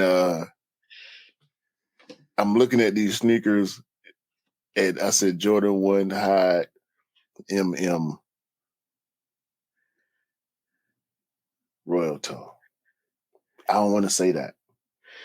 Yeah, but now. If you said the Jordan 1 Royal Toe, everybody's gonna pick up something different. See what I'm saying? Everybody's not gonna think about. You ain't even got to say Jordan 1. You could just say Royal Toes. I could say I wore my Royal Toes the other day, and the response is gonna be the ones, right? So should I have said I wore my Jordan 1 High OG Royal Toes the other day? No, what you could say is I'm wearing those MM Royal Toes. MM it's got to catch on though, because I know right now we could go to some of our sneaker friends and be like, "You seen the MMs?" And be like, "What? The what?" Yeah. They won't know. No, don't worry about it, bro. If you said the Zoom Comfort elephant print, coconut milk, Halloween, Dracula sneakers, then yeah. You see what I'm saying? It'd be a lot sometimes, bro. Especially with the collabs. And this is why when it comes to like, you can't say, "Oh, have you seen those breads?" Because what breads are you talking about? You talk about the 4s, you talk about the 3s, you talk about the 1s, you talk about so you put the number with it, and that's the simple one. Exactly. You see the bread ones? Yeah, I just say it how you kind of see it, because I would say that's the best way to do it. New Balance the worst. New Balance is the worst. Yeah, I know, because they got numbers. You gotta remember all these numbers and the version and the colorway and the collab. Oh yeah, it'll be like this. New Balance 1964 RX1 absolutely super duper super fragilistic, simply No. atrocious. You got first is the collaborator times New Balance, and then the 1906 are with the protection pack. Have you seen these? Have you seen these? Coral. Q Rocker. Have you seen these? Q Rocker, New Balance 007 with a gun comes like Jara Morant.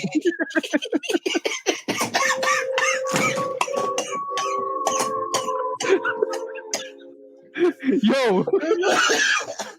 No, bro. It's the Lovekickscustom times Jordan brand Air Jordan 13 Forest Green London City Nights pack. You know what I'm saying? Like, it'd be too much sometimes, bro. It'd be too much, man. John Morant's Nick sneakers. John Morant's Nick sneaker name should be Rootin' Tootin'. Gang. The John Morant 2 gang. All right, stop playing, bro. Stop playing. The Nike, the money bag yo times Nike Ja 2 foul. Oh no! It should be the John Morant. Don't pull your phone out. The John Wick 5 times John Morant times Keanu Reeves. Yeah, bro. No, it should be John Wick. Don't kill my dog. The colorway the same color as the dog. Okay, cool. I'm sick of it. I don't like it. I don't like it sometimes, bro. It be getting on my nerves. I don't be want to say 7 words to tell you what shoe I'm wearing. Yeah. All right, cool. Yeah, John Moran, if you listen to this, your next sneaker collaboration should be Gang. Next quick strike. Rootin' Tootin' Gang. All right, cool. Next quick strike is the Cut the Check Panda, bro. This looks like a another kind of variation of the Cut the Check Travis Scott Panda. I mean, it's joining that whole Panda hype with this at the moment as well. So it looks like we might be getting a couple of colorways in the Cut the Check signature sneaker from Travis Scott. That's the first Panda shoe I really want. Really? Yeah, that's hard. I like that. I can see the silhouette with it. That black and white really accentuates the trainer aspects of the shoe. I think. Yeah, I like 100%. You know what it reminds me of? The Tokyo 223s. Remember the ones I told you and I did a review on? And it kind of, without the purple swoosh, it reminds me of that sneaker. Mm-hmm. So a lot more with the, and obviously you can see the strap variation to that. Bro, like, yo, he's coming up with something. He's concocting something, which is good to see. Yeah, these are hard, bro. With the black socks, I dig it. Because that's exactly how I'm going to rock it. Black socks, black shorts. Yeah, these are hard, bro. And Travis, I might need to check out the specs on Travis. I don't know what size he wear. Do you know what size he wear? I don't know. You might have to check that out, bro. We need to figure out what size Travis wear right now. I'm looking at him. It looked like why, bro? No, I'm saying from a just from an on foot perspective, he don't look like a small foot dude. And these look good. They look like a big size, and they really, I think. You're actually trying to work out the aesthetics, the visual aesthetics of what the shoe size might be. Oh, okay, cool. I got you, because it's basically eyeing up the sneaker as we speak, so you can actually kind of reflect how it might look on your feet.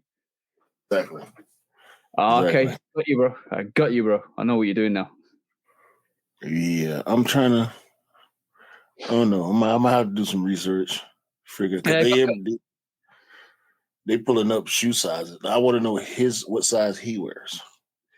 Well, I'll Google it in the background and we can see what size it is. But then that was kind of interesting to see. We might see a lot more colorways. When do you think this is actually going to drop? I have no clue, but I think it might drop next year, early next year. But I'm honest, might actually drop. We should get it now, bro. Like it's Travis a 10, so yeah, that's yeah, I like that. Yeah, so that's just UK 9 then. Yeah, straps, straps, loose laces, black socks. I'm with it. Mm-hmm. That's top two. Next quick strike quickly going on. This is the last couple of quick strike from me. I know you got a couple as well. The new Jordan 1 colorway, which is rumored to be limited to 5,000 pairs. I didn't realize this until I got to the podcast. That's absolutely ridiculous. Why is this limited to 5,000 pairs? And this is not even a good colorway, in my opinion, bro. I had a look at it the other day, and this is the light olive. I had a look at it the other day, and it's really ironic that they're actually limiting this pair to 5,000, which is going to be absolutely hype beast mode out now because of the limitation to the sneaker. But bro, like I want to love it because of the orange and green and white and the sail white as well. But it's like it maybe needs to grow on me. But I don't think this is it. I understand because initially, in like the first 10 seconds of looking at this, I felt the same way. But yeah, I'm liking it. The more I'm looking at it, the more I'm liking it. It looks premium. It does look premium, and this is why it's limited to 5,000 pairs. What do you think on the angle on that? Is basically bring some hype back to the Jordan 1? Yeah, 100%. Yeah, okay. This is a hype play. Yeah, 100%. And it's a hype play. It may not work, but we're gonna go crazy. I'm gonna go for him. I think for from the sneaker angle, it's a hype sneaker, which everybody's going to rotate to, but it's not going to do much for the actual regular market with the GRs because I think they're still going to sit around. And like I think a lot of people are being more selective in going for the hyper sneakers because obviously they want to spend their money on stuff that's more limited than the stuff that's actually sitting. And I think people like us will just basically pick up sneakers for sale. That's what's happening at this moment in time, and a lot of people are creating their actual rotation, which is good. But like I didn't realize. I really didn't realize until I actually kind of read the comment and that these were limited to 5,000 pairs. I want these. I could do some damage with these. Yeah. Yeah. I like these. Okay. I'm on these. The 5,000 thing, hopefully it's not true. If it is 5,000 limitation, let's wait to see what the attachment is or what the reason is. It might be, bro. Got to be some type of attachment or some type of meaning behind 5,000.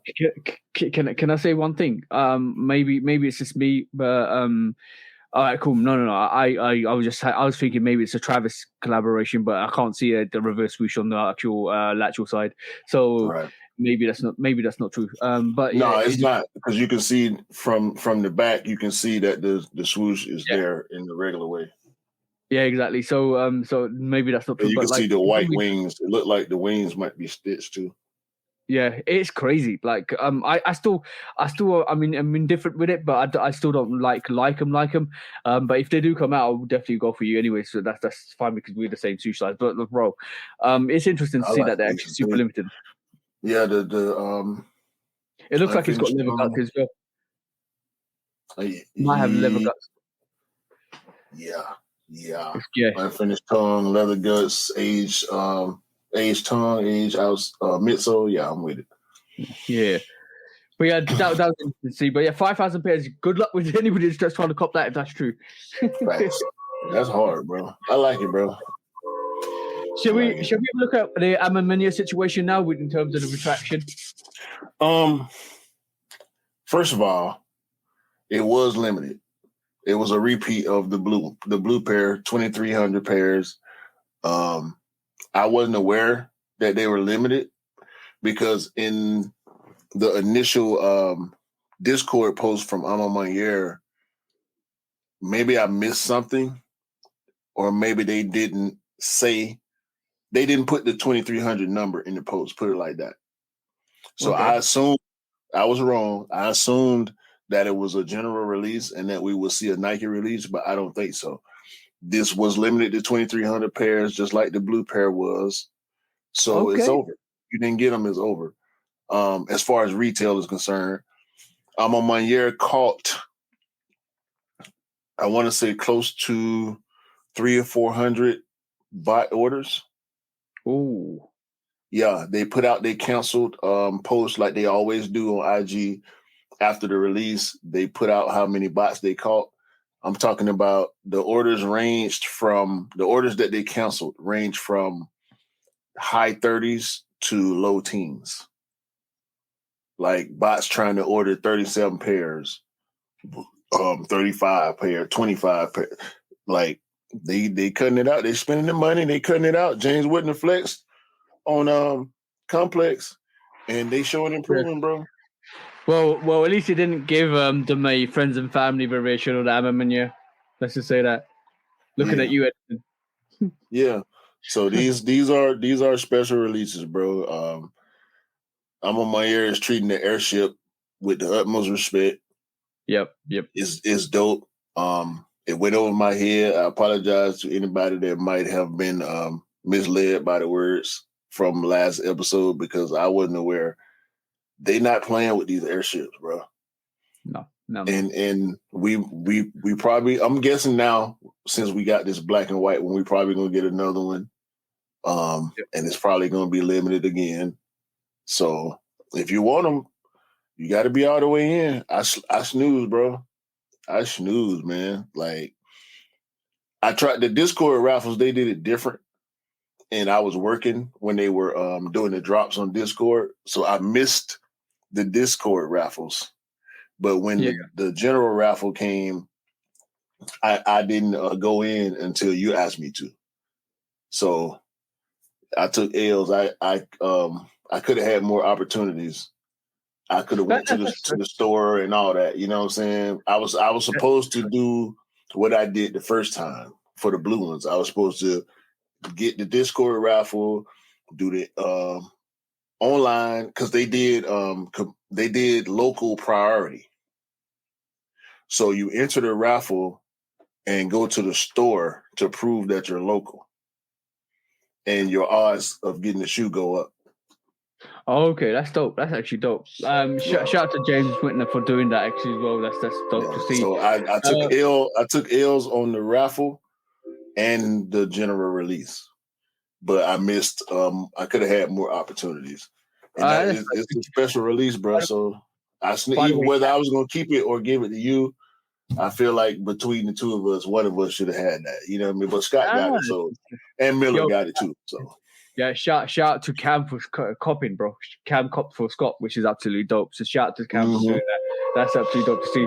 But next quick shot. Yeah, bro. Bloody hell, that's good. And Scott's got both of the blue and the black one now, which is awesome to see. But next quick strike, bro. We've got another Jordan 6 PSG, but this time in low. Yeah. What you think about these? I want to hear your opinion first. They remind me of the Flint. Flint 6? Yeah, low. The Tinker. Wait, what? Was in that international flight? Yeah, the Tinkers. Yeah. Reminds me of that. Yeah. It ain't suede. The Tinkers ain't suede though. Yeah.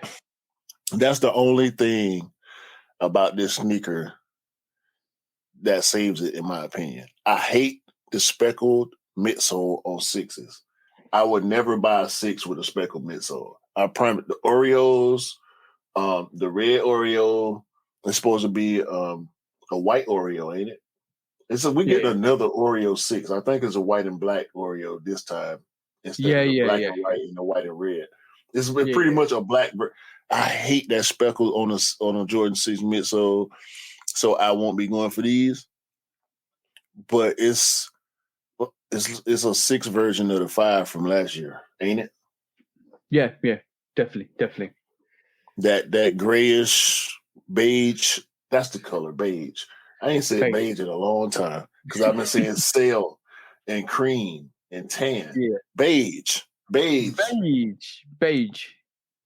gray. Beige and gray.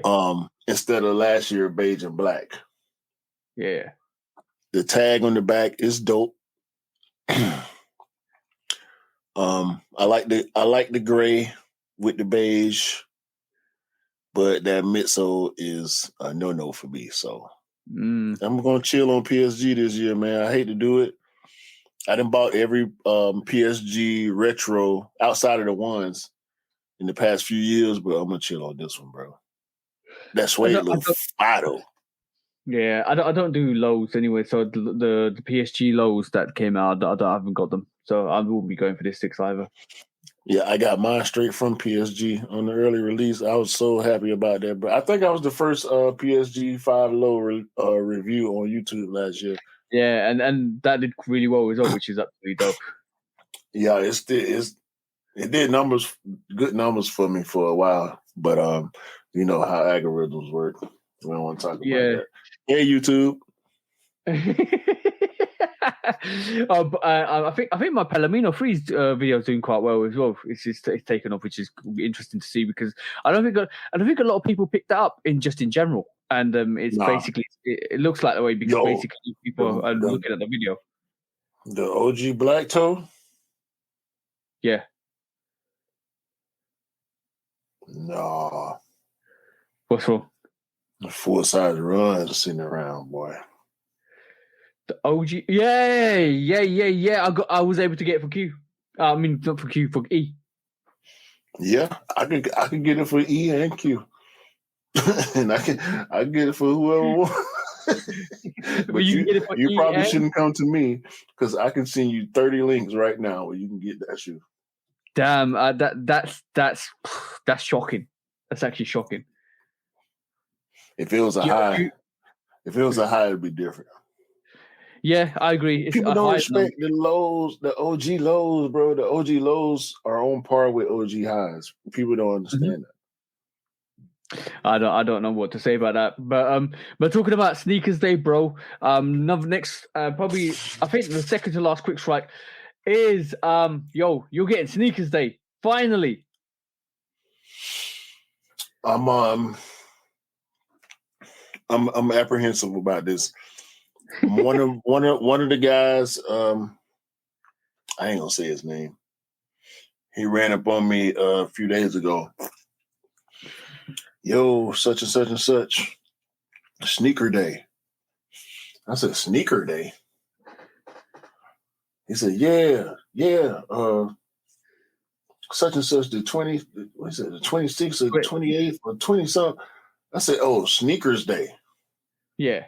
He said, yeah, the Nike thing, right? Sneakers day. Yeah, so it is 9%. I said, what about it? They're supposed to be dropping everything. What you mean everything, bro? Nike got 1,000 shoes for sale. Everything. They're supposed to be bringing Travis Scott's, and they're supposed to be bringing the SB4s, and they're supposed to be Freeze and Haritos and all of that stuff. I said, bro, they're not finna do that. You know how much trouble that is? Yeah. That's a lot of trouble. The Lost and Found release crashed the sneakers app for hours by itself. That was a crazy release, bro. By the way, there's a lot of couple of things that's happening on one day before my birthday, which is the 8th of August. I'm basically there's basically going to be exclusive access in the UK for the Lost and Found. So a lot of people might get the exclusive access for the people that missed out originally. So let's just see what happens with that because they keep doing that. Sneakers Day is now confirmed for the 9th of September, which is globally, which is going to be in everybody in the UK, EU, US, everywhere is going to get that actual sneakers release, and it does look like there's something coming. Hey, say the date again. 9th of September, guys. 9th of September is the day you need to worry about. And then there is rumors that a lot of heat's gonna come back up, but I can see it happening because I don't think I can see it happening as exclusive access and stuff like that, and some lives, and you get some exclusive access through lives.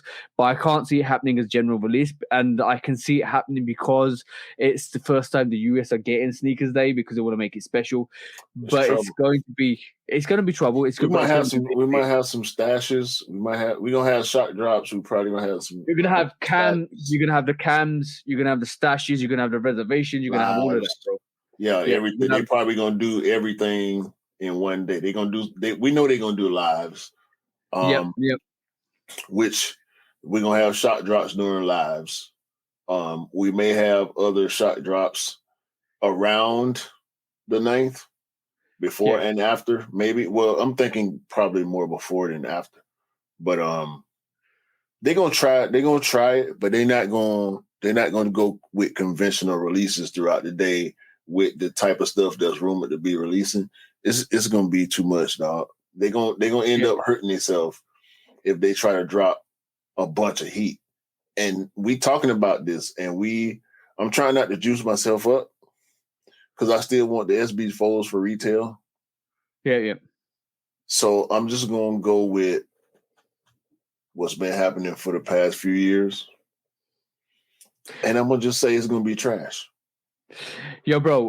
Let's just hope it's not gonna be like the variation that we got when we got tattooed silhouettes of Jordan, like a Huarache and a Jordan 1 Low, which was absolutely awful with the elephant print and with the animal print, and then all of a sudden they actually dropped the lightning fours, and then basically it was so hard to get, and it was ridiculous, and we had like 3 or 4 lives constantly to kind of engage. Oh, yo, bro, that was a waste of a whole day, bro. Bro, let's do this. Let's do this. Cause we give them all the best ideas that they don't listen to, right? Yeah. Events. Cause y'all get events. Y'all been having events as long as y'all been able to, outside of COVID, right? Yeah. Last year y'all had an event. You was there. I saw it. It was dope. Dope event. Lightnings and taxis. Taxi ones, right? Taxis and the Purple Canyons and all that stuff. Right. That's dope. Oh, and the Air Max 1 Tour Yellow, or the yellow variation, yeah. Right, the women's. Yep. That's dope. So, the U.S., right, have your London event and have multiple events in the U.S. where Nike's got big have one in Atlanta, have one in L.A., have one in New York, have one in Chicago. You know what I'm saying? Same time. It's Sneakers Day. This is Nike, bro. This is the biggest sportswear brand in the world. Spend that money, man. Spend that money. Do these events simultaneously. Y'all got enough people. Y'all got the infrastructure. Y'all got the check. Put it together. Do these events and have it be online active. Like, because it's going to be pandemonium, bro. All the local resellers, people catching flights. People going to be catching flights to LA. I know Retro Rick. Retro Rick get on the plane and go get a shoe. I'm telling you right now. I seen the man go to Houston and come back with 9-10 Travis Scotts. You know what I'm saying? I done seen him go to LA and come back with Dior's and just crazy stuff. You know what I mean?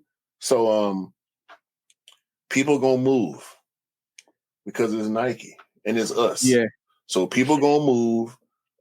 It's gonna be hectic. It's gonna be a lot of moving parts. That's called dedicated sneakerheads. Yeah, you can have some stuff there, but as far as like what's the big drops and all that, stashes and whatnot, they could play all that, bro. They can run it. They can have separate lives going. They got enough people. Mm-hmm. They got people over there when they do the lives. The one guy, I can't remember his name, that's in London. He always on the lives. They got 2, 3 people over there. It's Will Stowe. You mean Will Stowe, yeah? Is that right? Him, and then there's the chick that's over there. That's under contract with Nike. They got people in the U.S., bro. They could do it. They could do it so big, man. They could kill everything.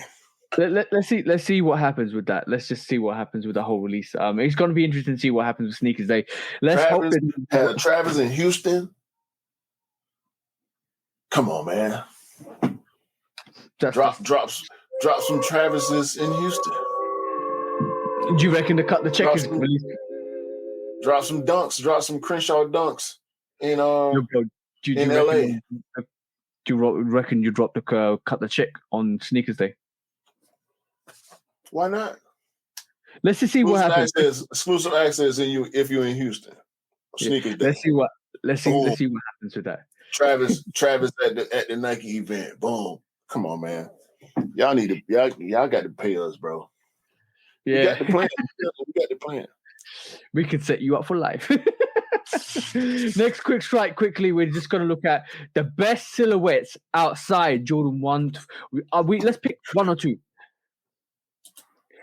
Silhouettes outside of the 1 to 14 range. So basically, let's not look at the 1 to 14. Let's go straight over. I got you right here. There you go. Let's go straight over to 15 to 23. So, I'll be pressing the wrong buttons. I'm gonna say go back to the charts. Let me have a look at these silhouettes. I'm gonna say I do like the actual 16. That looks quite dope with the shroud on it because you can take the shroud off. Have you ever seen better without the shroud to me? Yeah, it looks better. Yeah, it looks better without the shroud. Have you seen a Jordan 16 in hand? Yeah. Yeah. Some people when some people don't realize or some people don't see. I haven't seen some of these silhouettes outside of just pictures. That's what I'm saying. Bro, the bread 16 is a GOAT sneaker, just like their bread 23. Just like the black and royal 18. They need all the 17s hard. Yeah, the 17s are hard as well. The high variations of 17s are hard. I do like the 18s as well. So I think they bring something different. But the 22s, I want that red suede 22, bro. Yo, that's a grill. Yeah, I ain't gonna say grill. It's low level grill. I say low level grill. It's a dope sneaker. So I had a pair of the black and red 23s. I love that shoe. I miss that shoe. I want that shoe to come back. 16s, trophy room 16s. What's the bread 16s? There was another 16. I can't remember what it is right now. Yeah, I'm going 23. I'm going 16, and then I'm going 17. I like 17. 18 super clean. I just wish you could. I'm going 17 third. 23, 16, 17. So I'm going 22, 16, and 17. 22, 16, 17? Yeah. No dope choices. There's still really good silhouettes outside of the Jordan 1 to 14 range. I even a 15's a dope sneaker if I'm honest. But when they bring it back, it always the 21 too. I don't like 15s. They look better on court than they. But you know that lip on the actual collar of that actual sneaker is all about Jordan's tongue. Yeah. But it's ugly still. So that was a quick strike. That was a quick strike. Don't sleep on Jordan 21.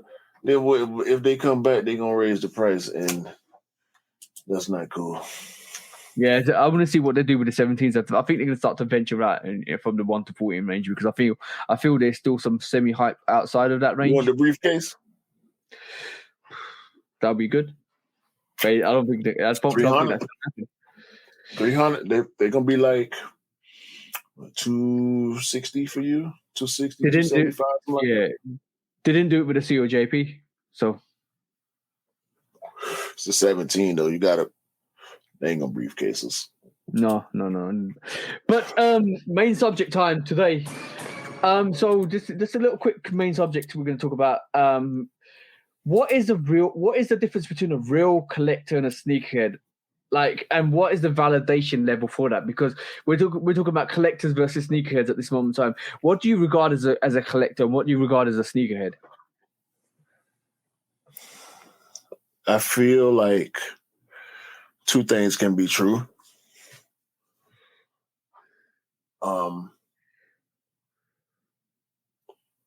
Collectors are specific, category specific. Yeah. Sneakerhead is a sneakerhead. It's about sneakers. Is it also about wearing your sneakers as well? Yes, as a sneakerhead, yes, 100%. 100%, which is why I feel like two things can be true. Because people buy sneakers that they know they can't wear as a sneakerhead. But that then makes you a collector to have pieces in your collection that you cannot wear. So what if majority of my collection or majority of my rotation was wearable and I wore them, but there's 2-3 pieces that I just collect for collection in terms of they're so old that you don't want to wear them because of collapse. Right. That's what I'm speaking on. That makes you a collector then. Maybe on a small scale. Like the reason I consider myself a collector is because voila. Yeah. I'm not taking none of my pops out the box. Yeah. All my pops stay in the box. Some I have taken out, but I put them right back in. Yeah. And I put them on display. For who? For me. And for y'all. You know what I'm saying? I do videos.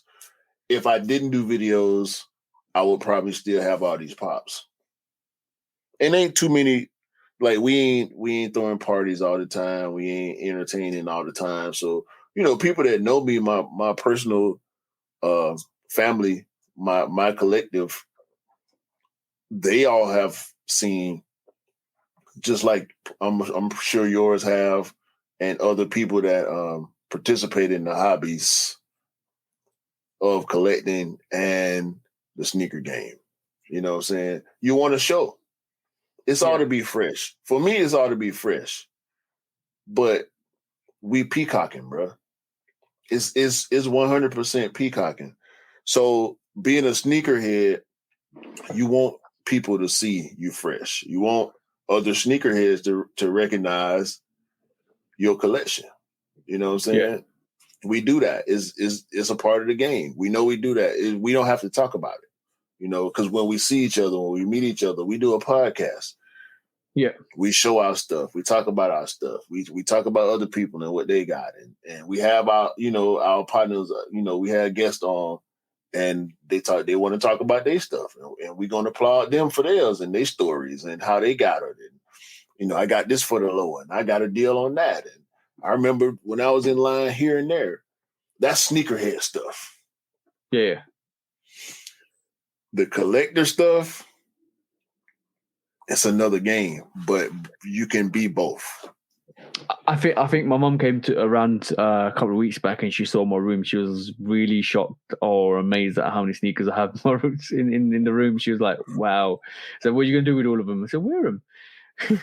My mama asked me the same thing, bro. I got a cousin, my mom's cousin. She's like 60, 70, something like that. I can't post nothing, bro. Because my Instagram is linked to my Facebook. So when I post on IG, it go to Facebook and she in my comments. And she always talking about Michael Jordan need to pay you as much as you post pictures of his shoes. And like, you don't understand. This is a whole world in the world that we live in. You know what I'm saying? Yeah. When people don't get it, they don't get it. If you know, you know. Yeah. We do this. Like, we enjoy this. You know what I'm saying? I don't expect you to understand. This wasn't a thing when you were outside like that. You know what I'm saying? She ain't outside. I know she's not outside. She on Facebook. So she see what I post. You ain't outside with me when I'm around other sneakerheads, when I'm in line. You don't know nothing about the resale culture. You don't understand the value, the nostalgia, the market. It's a lot that go with it. And if you outside, you outside. If you in, you in. Whether you're a sneakerhead or a collector. Now, as a sneakerhead, sneaker collectors irk me a little bit. How comes? I don't think collectors should buy new. What makes you say that? Don't buy no 2019 bread and don't wear it. Okay, so you want them to collect older pairs, like older sneakers. Yeah, buy the stuff Jordan, but do memorabilia. That's what collecting is memorabilia. I'm not. Ain't none of my sneakers memorabilia. They going on the ground. They going outside. At this point, I wouldn't pay if I had it. I wouldn't pay $500,000 for no game worn Michael Jordan sneaker that I can't wear. I want to wear that joint. Yeah, so that makes that's probably the defining role between a collector and a sneaker. Sneakers want to really wear their stuff. Collectors want to really kind of collect and just admire the beauty, like perfection and beauty of a sneaker. So they'll go for like rarer sneakers, and they'll go for like sneakers that actually mean a lot more. Which is basically like they're not. This is why you just basically said don't buy newer stuff, because like maybe they will go for the lost and founds because lost and founds has got interesting story, but that's like they will get that pair, just leave them there to kind of admire from afar because. Wear your stuff, man. Yeah, definitely. But like, what's the from that perspective? Then, what's the classification of how long do you have to be collecting to really be called a collector? I think it's intent. Intent matters when it comes to that. The intention of collecting rather than collecting, because you got to start somewhere. Because the only reason why I asked this is because I noticed this post, and this is on Complex, or this was on Nice Kick, sorry, and this lady was actually posting what she says she got sneakers she copped in that year, but she bless you, I took pictures of for my Jordan year and how it turned out. So basically, she's got a lot of hype in there, a lot of heat in there, some like older sneakers in there, but this is probably sneakers that she's gone and picked up over the last a year or so. So she's basically gone back in time and picked up like exactly what we just said. The intention of picking up sneakers. Some of them are old, some of them are hype, some of them are unique, some of them are different. And as you can see, she's also got the top 3 in there as well, and the later chides as well. It's something like Travis, you know what I'm saying. But she got some 11 lows in there. She got the metallic, the purple metallic 4s in there. And so, this is prime. The women's tie-dye ones in there. Yeah, she got SB4s in there as well. So she spent a whole year trying to pick up sneakers she actually wanted, right? So this looks like this is a year of picking up sneakers. And gatekeeping 101 is the first comment on that actual thing. Is if she was a real collector, she would have sneakers from years ago. All I see is sneakers that came out this year, and I'm pretty disappointed with the comment because all them sneakers did not come out in the same year. Exactly. This is. But as it's your journey. If you want to go to hype route, see now we moving into a hype beast conversation. Yeah, that's gatekeeping 101, bro. 100%. Like if she might got it like that. I mean, she got some expensive stuff in there, and if she didn't get it for retail, we know what the move is. But it's the I think that's the hate that we as sneakerheads give to the casual hype beast. That's what that is. Yeah. I do that too. You know what I'm saying? And that, when I first saw this picture, when you first pulled it up, that was my immediate thought. Look at all the hype. She ain't no sneakerhead. She just started. So she just started. Let's see her collection in 5 years before we judge her. But are we gonna wait that long? Nope, because we're gonna react to the moment, and we're gonna do our sneakerhead thing because we snob too. We're gonna do our sneakerhead grassroots snob to the person that's buying a bunch of hype stuff. Yeah. That snob sneakery always comes in somehow, some way, because everybody got a prejudgment, and unfortunately, the thing is, like, we all started from somewhere, and like when we in the first year, I guarantee in the first 2-3 years of picking up sneakers, we were going back picking up ridiculous pairs. We were going back and picking up sneakers here, left, right, and center. Every release was coming out, we're picking them up. So that in itself is a reflection of when you entice into buying sneakers, and if those sneakers are all from this on 1 year, that's good going on that actual lady or that person, because basically they're picking up sneakers that they kind of want to pick up and they want to love and enjoy. And if that means going back a couple of years to pick up the sneakers that have already come out, when you actually kind of get into the game and start learning and start discovering, that's the exciting bit about it. That's it. That's it. I wasn't trying to interrupt you. Yeah. That's it. You giving it to them. That's how it happens, bro. Listen. The first sneaker in my collection, my current collection, because before I didn't have a collection. I just had sneakers. I would buy sneakers that I thought was cool. I didn't have an accumulation of 10 or 20 or 50. I wasn't taking care of them like I do now. But I had shoes. You know, they was shoes. A shoe is a shoe. It's a utility, right? It's a utility thing. You need coverage on your feet. But the first shoe in my current collection was Patrick Ewing. Yeah. When I bought this Patrick Ewing, it's the 33 high black, the OG. Oh, bro, I've been looking at some Patrick Ewings, bro. I've been looking at some Patrick Ewings. I'm reluctant to get them because they look like they're bricks on feet. They're heavy sneakers. They are. They are super uncomfortable, bro. They heavy. The rubber is super hard. The leather thick. It's not bad leather. It's just real thick. These tanks, bro. These like some wintertime. It's bootish. It's real bootish. But I'm saying that to say, when I bought this Ewing, I didn't know that it was the first sneaker in my collection. Yeah. You know what I'm saying? That Ewing was it like 2015? I took care of that shoe. You know what I'm saying? I didn't wear it every day. Yeah. You didn't beat it up, pretty much. Look at it. It's yellowing. Yeah. But it's not beat up. It's speaking after really well. It's got some, some little wear and tear, but it's from 2015. You know what I'm saying? Bro, I love the tongue on a Patrick Ewing, bro. That fan tongue looks absolutely dope, bro. It's a tank, bro. It's a tank. Look at this padding, dog. That's crazy. But Ewing 33 high for the audio. But no, bro, I'm saying that to say, when I bought that Tinker 8, for a while I said that was the first shoe in my collection. It's not. It's that Ewing. Yeah. It was 3 years apart. And it wasn't until that Tinker 8 where I decided that I'm about to try to build a collection. You know what I'm saying? Yeah. That's where I started. And I went back and I got my black metallic 5s and I got my He Got Game 13s and, stuff that I missed. We pay resale sometimes.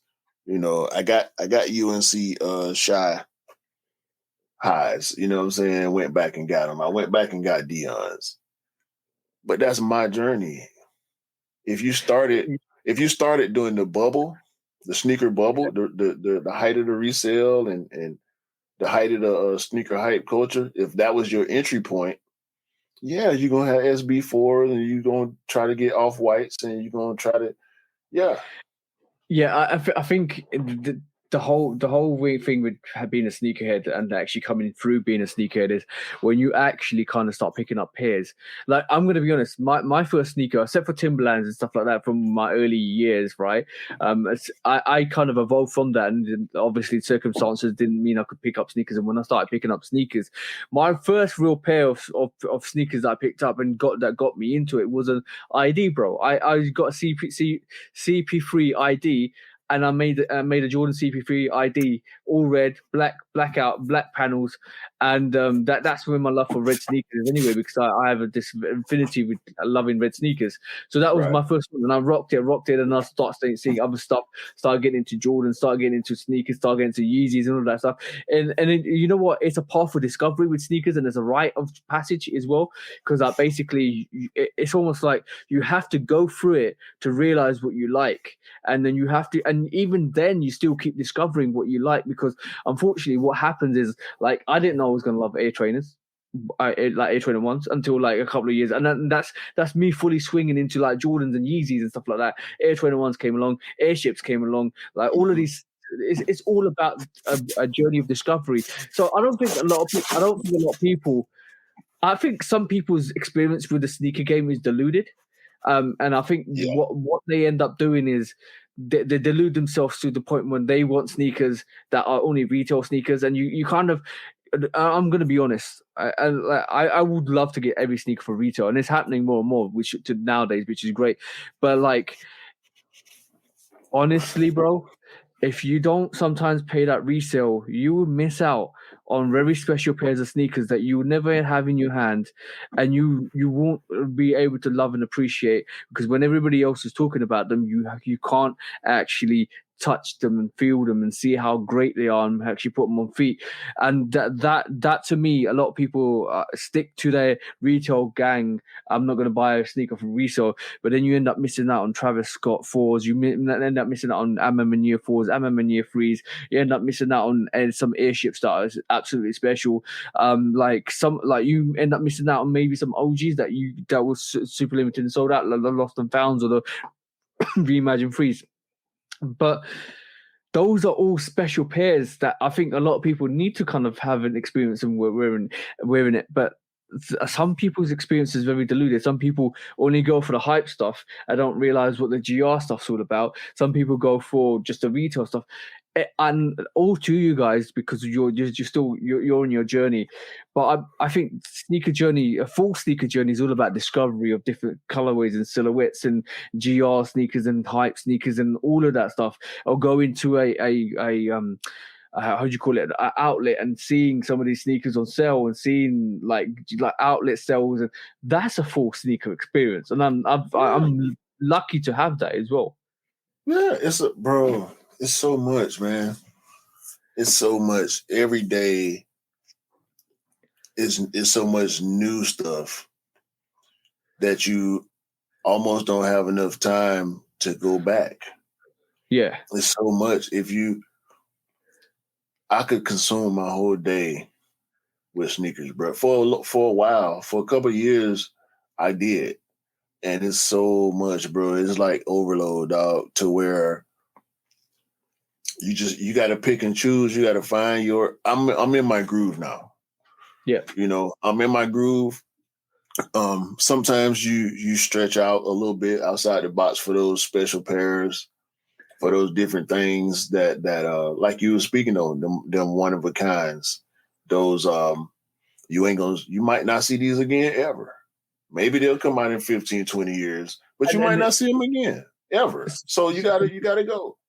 I'll give you a very prime example of that. And nobody can tell me otherwise. Okay, cool. People out here saying, I'm not going to pay resale for a sneaker. That's fine. You can keep that with that motto. But like you never, and I know you do, but like you have moved outside the bubble to actually kind of get some pairs, which is good to see. But you never touch a Dornbecker. I'm talking like a really good Dornbecker, like a 6 or a 5 or a 3, if you're not willing to pay that resale price. Nah. See, we can't do that though. We can't do that also because we got new legends. Yep. I don't care what nobody say, bro. When I look at that Dornbecker 5 low, that Michael Wilson design that I got in my collection, you can't talk to me about that shoe. It's my sneaker, bro. Yeah, it's dope. It's dope. You can dislike it or whatever. You can have whatever feelings you got about it. Your feelings about it will never override mine. And that's where we get to the crossroads of the hype, where we feel like you don't really like that shoe. You don't appreciate that shoe. You don't know what it's about. Well, you know what I'm saying? You don't know the story, the backstory, the nostalgia. You don't do this the same way that we do. Yep. You're trendy. We're here always. Yep. Before the trend, during the trend, after the trend, we'll be right here. Yep. We'll see you the next time the trend gets hot. We're triple the amount of sneakers. Yeah. You bring problems for, bro. I bet you. I started to wear it yesterday, but I'm staying on my 3s and 4s all summer. So I pulled out the Camel 3s. But I wanted to wear my DB5s lows yesterday, and I be thinking to myself every time I think about wearing that shoe, especially when I wore it, I went to RetroCon, so I was around sneakerheads.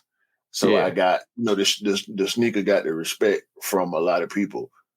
But if I go out in public wearing that shoe as a 41-year-old man, people are gonna be looking like, what in the this?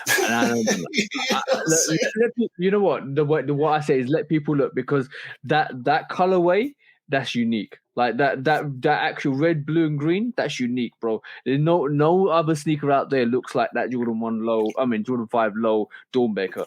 No other sneaker looks like that. And this is what is like, bro. I'm same age as you. I wear the fives on multiple occasions, the biohacks on multiple occasions, and I don't care. I really don't care. I love that shoe. I love all the shoes I have.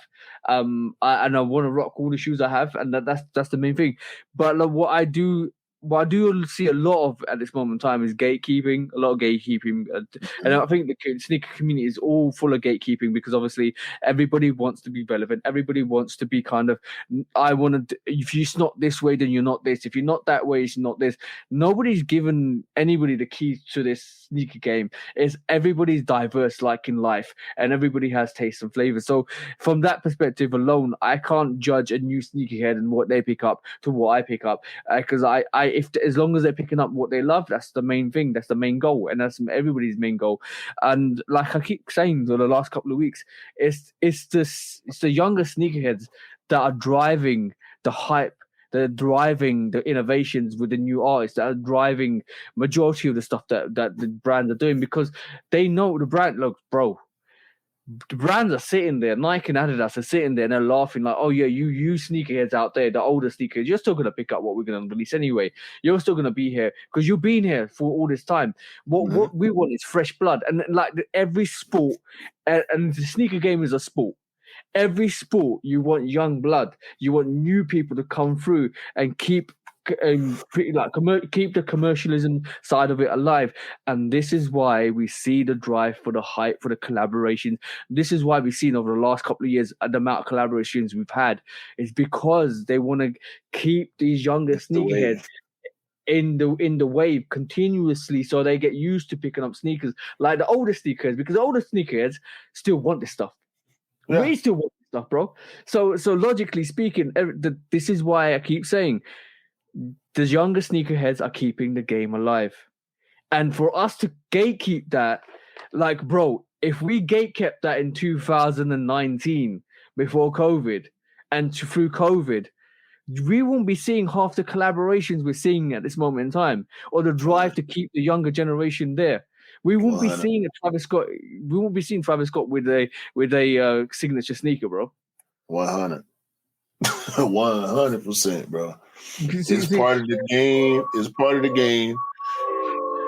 We have to accept it. Your thoughts and your feelings and your opinions on it are yours alone. Just like I love it. Your thoughts and feelings and your opinions on your collection are yours alone. We all want everybody to appreciate our collections and our thoughts, but that's not going to happen. It's not going to happen. Some of the sneakers that you have, other people don't like, but some of the sneakers that other people have that you don't like. But it's the mutual respect. We cost up trash every week. Yeah, but it's the mutual respect of other people. So, like when I see gatekeeping, I know it's hard for older people to say, older sneakerheads to kind of not say what they want to say, because they're being here for longer. It's the privilege of being here for longer and keep buying the sneakers and showing the brands the loyalty. I understand that, but you got to pay homage to the younger generation that actually driven all the innovation, collaborations, and all of that stuff. Without, like I keep saying, without them, it's a privilege to have them join the game. And it's a privilege for the brands to recognize that they are part of the game and to keep providing us with some of the Travis Scott fragments and the lows and the highs. And you know what happened, bro? They know what they got to do.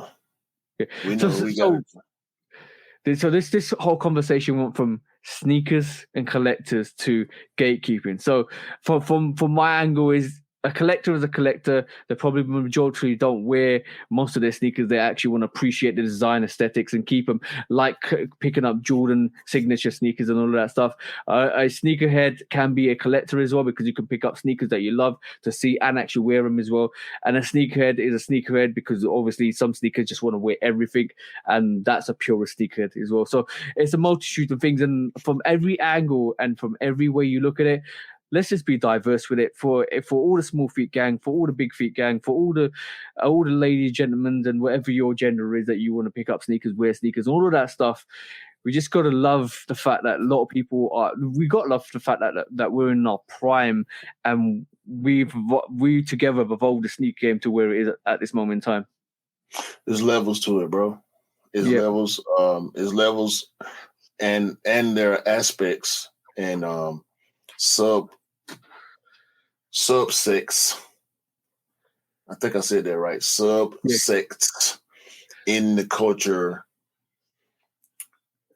that we do media, quote unquote, air quotes, media, right? Because we broadcast and we tell our stories, and you can document our journey going back years now for the both of us as individuals and as the Shoe Dog Podcast Collective, right? So we have a virtual journey that people can follow, and they are on this journey with us. Those that we know, those that we communicate with,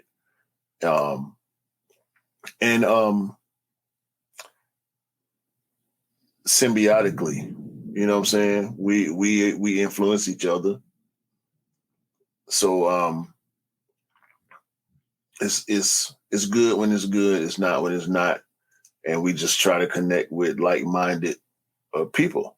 Just that's the way of the world. You want to be connected with like-minded people and have relationships and grow friendships and fellowship and create your family, your personal family, your inner circle, your tribe. And so that's what we're doing, bro.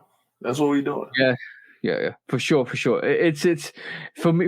It's really interesting when people just basically like don't rate other sneakers for certain things, or because they pick up maybe Asics or Yeezys or Adidas's, or no. Every sneakerhead is different. Every sneakerhead, it's like just like the color of your skin. Everybody's different. Everybody comes from a different background. And we all hate, bro. Yeah. We all hate. I'm gonna hate. Oh, I saw some. I saw the A6 Gel Light 5 on feet in person. Yeah. Ooh. he had a multicolored colorway, bro. They was all white. Yeah. Blue and red and green and yellow. Oh my God. He had to fit. He had a nice fit on with it too, bro. Shout out to him. I don't know this dude. I may or may not ever see him again. But he had it, bro. I had just got out of work too. And I saw him, he had it, bro. On a weekday, he had it, boy. I said, yeah, them Gel Light 5s. Yeah. So we'll see a review for that soon on your channel then, bro. I ain't gonna do it. I know I ain't gonna do it, bro. So maybe one day. Later on in my journey.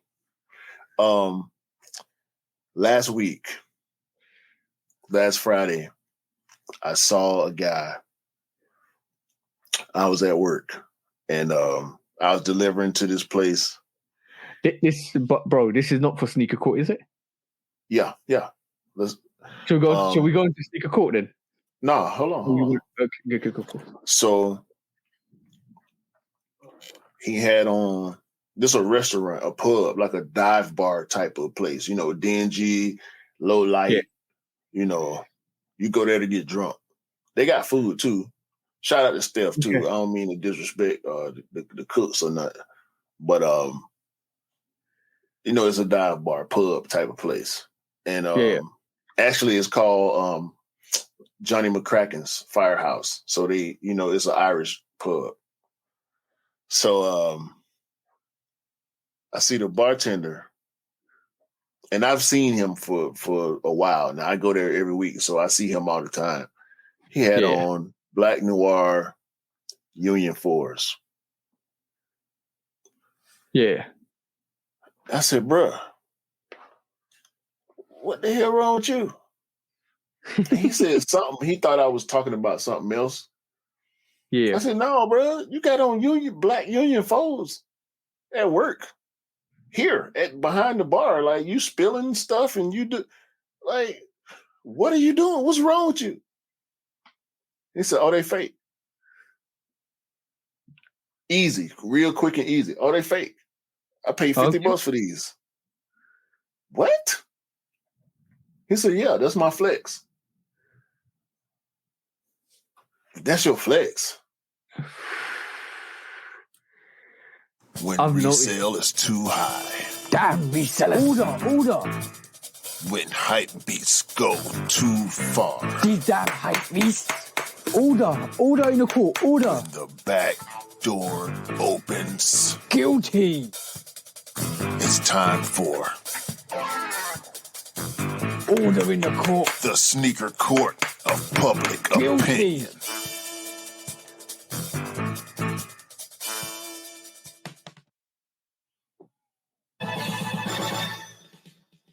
Guilty. Welcome back to Shoe Dog. Sneaker Court of Public Opinion with Judge Public Opinion and Executioner. Let's not get that wrong today, bro. Nearly did. So, bro, this is a conversation that's been doing the circles for a little while, because it does definitely seem like UAs are becoming more common. The more everybody's accepting that these are UAs and they don't care. Bruh, he told me he got all 4 colorways of the Unions. You serious? All 4 UAs? He was ready to talk about it. He dove head first into the conversation about the fact that he has hype reps and real GRs. And I'm not talking about retro GRs. He told me he loves Air Max 90s. Yeah. So he has several real pairs of Air Max 90s. That's not a flex, bro. They don't fake Air Max 90s. They don't. Maybe they did years ago. Yeah. But right now, these UA and rep people are not faking Air Max 90s. So you can have all the Air Max 90s you want. Air Max 90s are going on sale on a regular basis outside of, a few special pairs, the Bacons and, stuff like that. But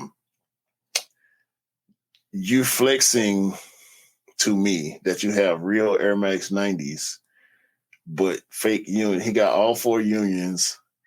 That was, I think he said a Travis or Off-White. I think it was an Off-White Prestos. He said he got fake Off-White Prestos or Air Max 1s, maybe both. But yeah, and I told him, I was at work, so I was wearing work clothes, work shoes. Mm-hmm. So he's never seen me outside as a sneakerhead. He sees me at work. You know what I mean? Mm-hmm. So he don't understand. I wanted to pull up my Instagram and show him, but the fact that he thought that him wearing reps were a flex, I didn't feel it was necessary. What say you? I've seen that a lot, and the conversation come out a lot with like basically reps becoming more acceptable in the community, because we like a lot of more sneakerheads are talking about reps, and especially on YouTube, a lot of people are advising where to get reps, how to cop them, where to cop them, all of that stuff, and it seems like that people are now accepting them more for some reason than they used to ever before, because obviously reps are becoming better and better and better, but also the fact that a lot of people with the struggles of actually trying to basically survive in this economical climate, they accept that maybe they can't get a sneaker that they really want from a retailer, so they're actually expanding and getting it cheaper because they really want that sneaker and they really want to purchase it. And unfortunately, with Nike and Jordan Brand keep hiking their prices, some of these sneakerheads can't really afford to keep up with buying sneakers. And I think the fact that you want to keep up and the fact you want to keep up and buy UAs just to keep up for show, it just kind of, I feel sorry for them because of the fact that some of the more hyper pairs are really expensive to buy and they're really hard to get. But it's I can't sit here and say you know what, it's okay to actually wear a rep, or it's reps should be kind of in the discussion. I don't think reps should ever be in the discussion, but also this is the reaction that you get to the current market climate and Nike and Jordan Brand increasing their prices. Innocent or guilty? Your colleague, your the guy in the pub, Irish pub, yeah. Mm-hmm.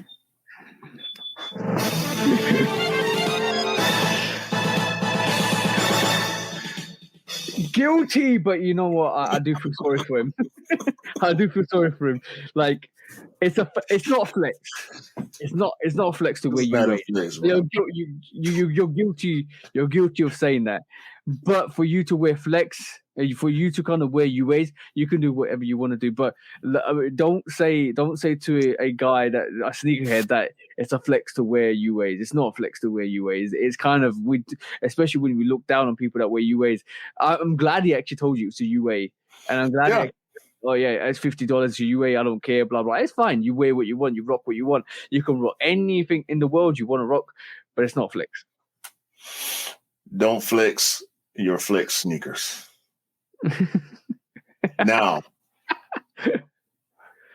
all your Air Max 90s gonna be reps too, but they don't rep Air Max 90s. So no more Air Max 90s for you until you stop buying fake retros. That's the sentence. Stop buying fake retros, or no more real Air Max 90s.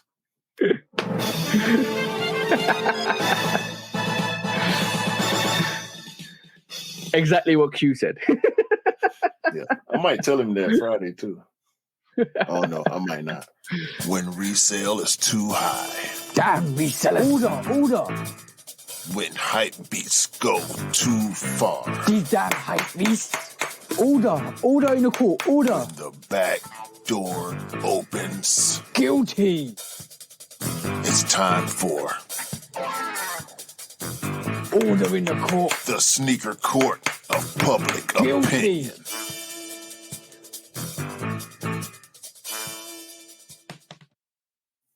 Yo, we can't talk about wrestling no more. It made the podcast too long.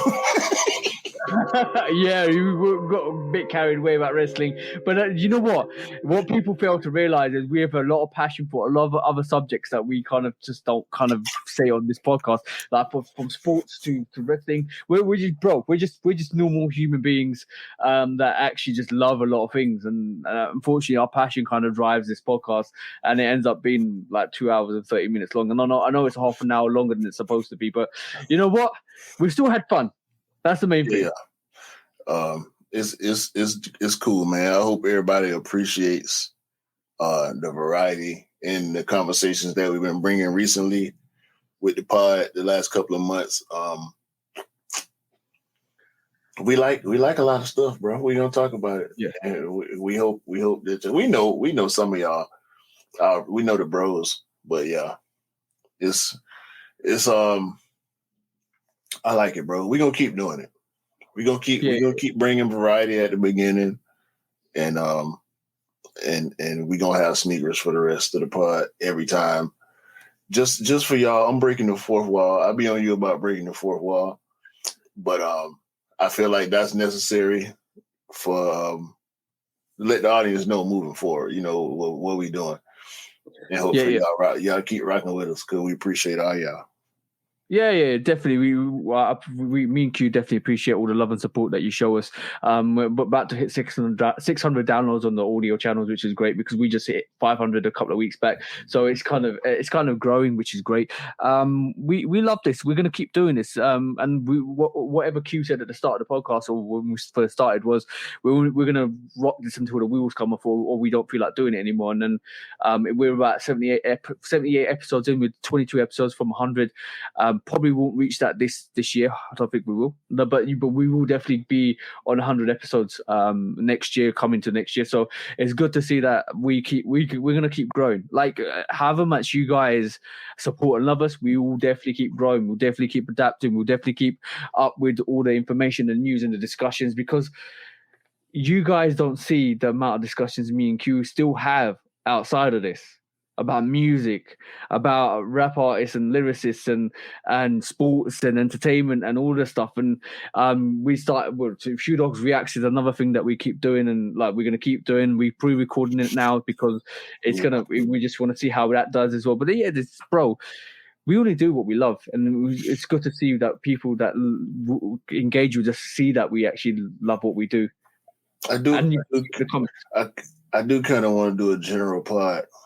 For real, bro. You know how long that will be. Nah. I don't know if it's gonna manifest. We'll see. But that's been in my mind for a long time. I do want to do just a general pod, But we're gonna keep rocking. Unfortunately, I know it potentially will happen, and we will have to call it something else.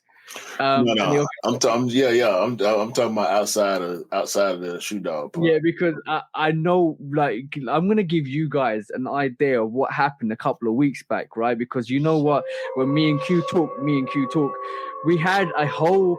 I just caught up with Q about the production of the podcast, and the next 2 hours and a half was us talking about Star Wars and Palpatine's connection.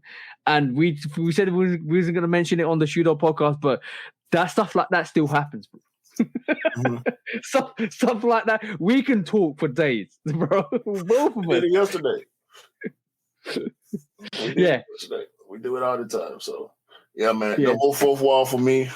We're behind the wall now. We're back behind the wall now. So, don't ask no questions about what we're doing. We ain't telling y'all nothing about what we're doing. Just watch. And we going to do it. We got a lot of stuff, a lot of ideas that we got. So we got to stop giving our ideas and just execute. Yeah. But through the podcast, we can regulate what the brands are doing by giving them advice. And if they take that, they take that. If they don't, they don't. We're always going to give the best advice that we feel is right for the community. Y'all agree too, because y'all listen. If y'all don't, put it in the comments and we can argue. Yeah. Anyway, episode 78, bro. Cool it. Let's call it, bro. Let's call it because it's about time we call the podcast today. Buy what you like, rock what you like.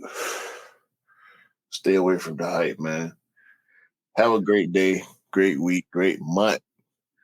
The year. Fall coming, man. The heat is coming. As the weather. Burgundy fives next week.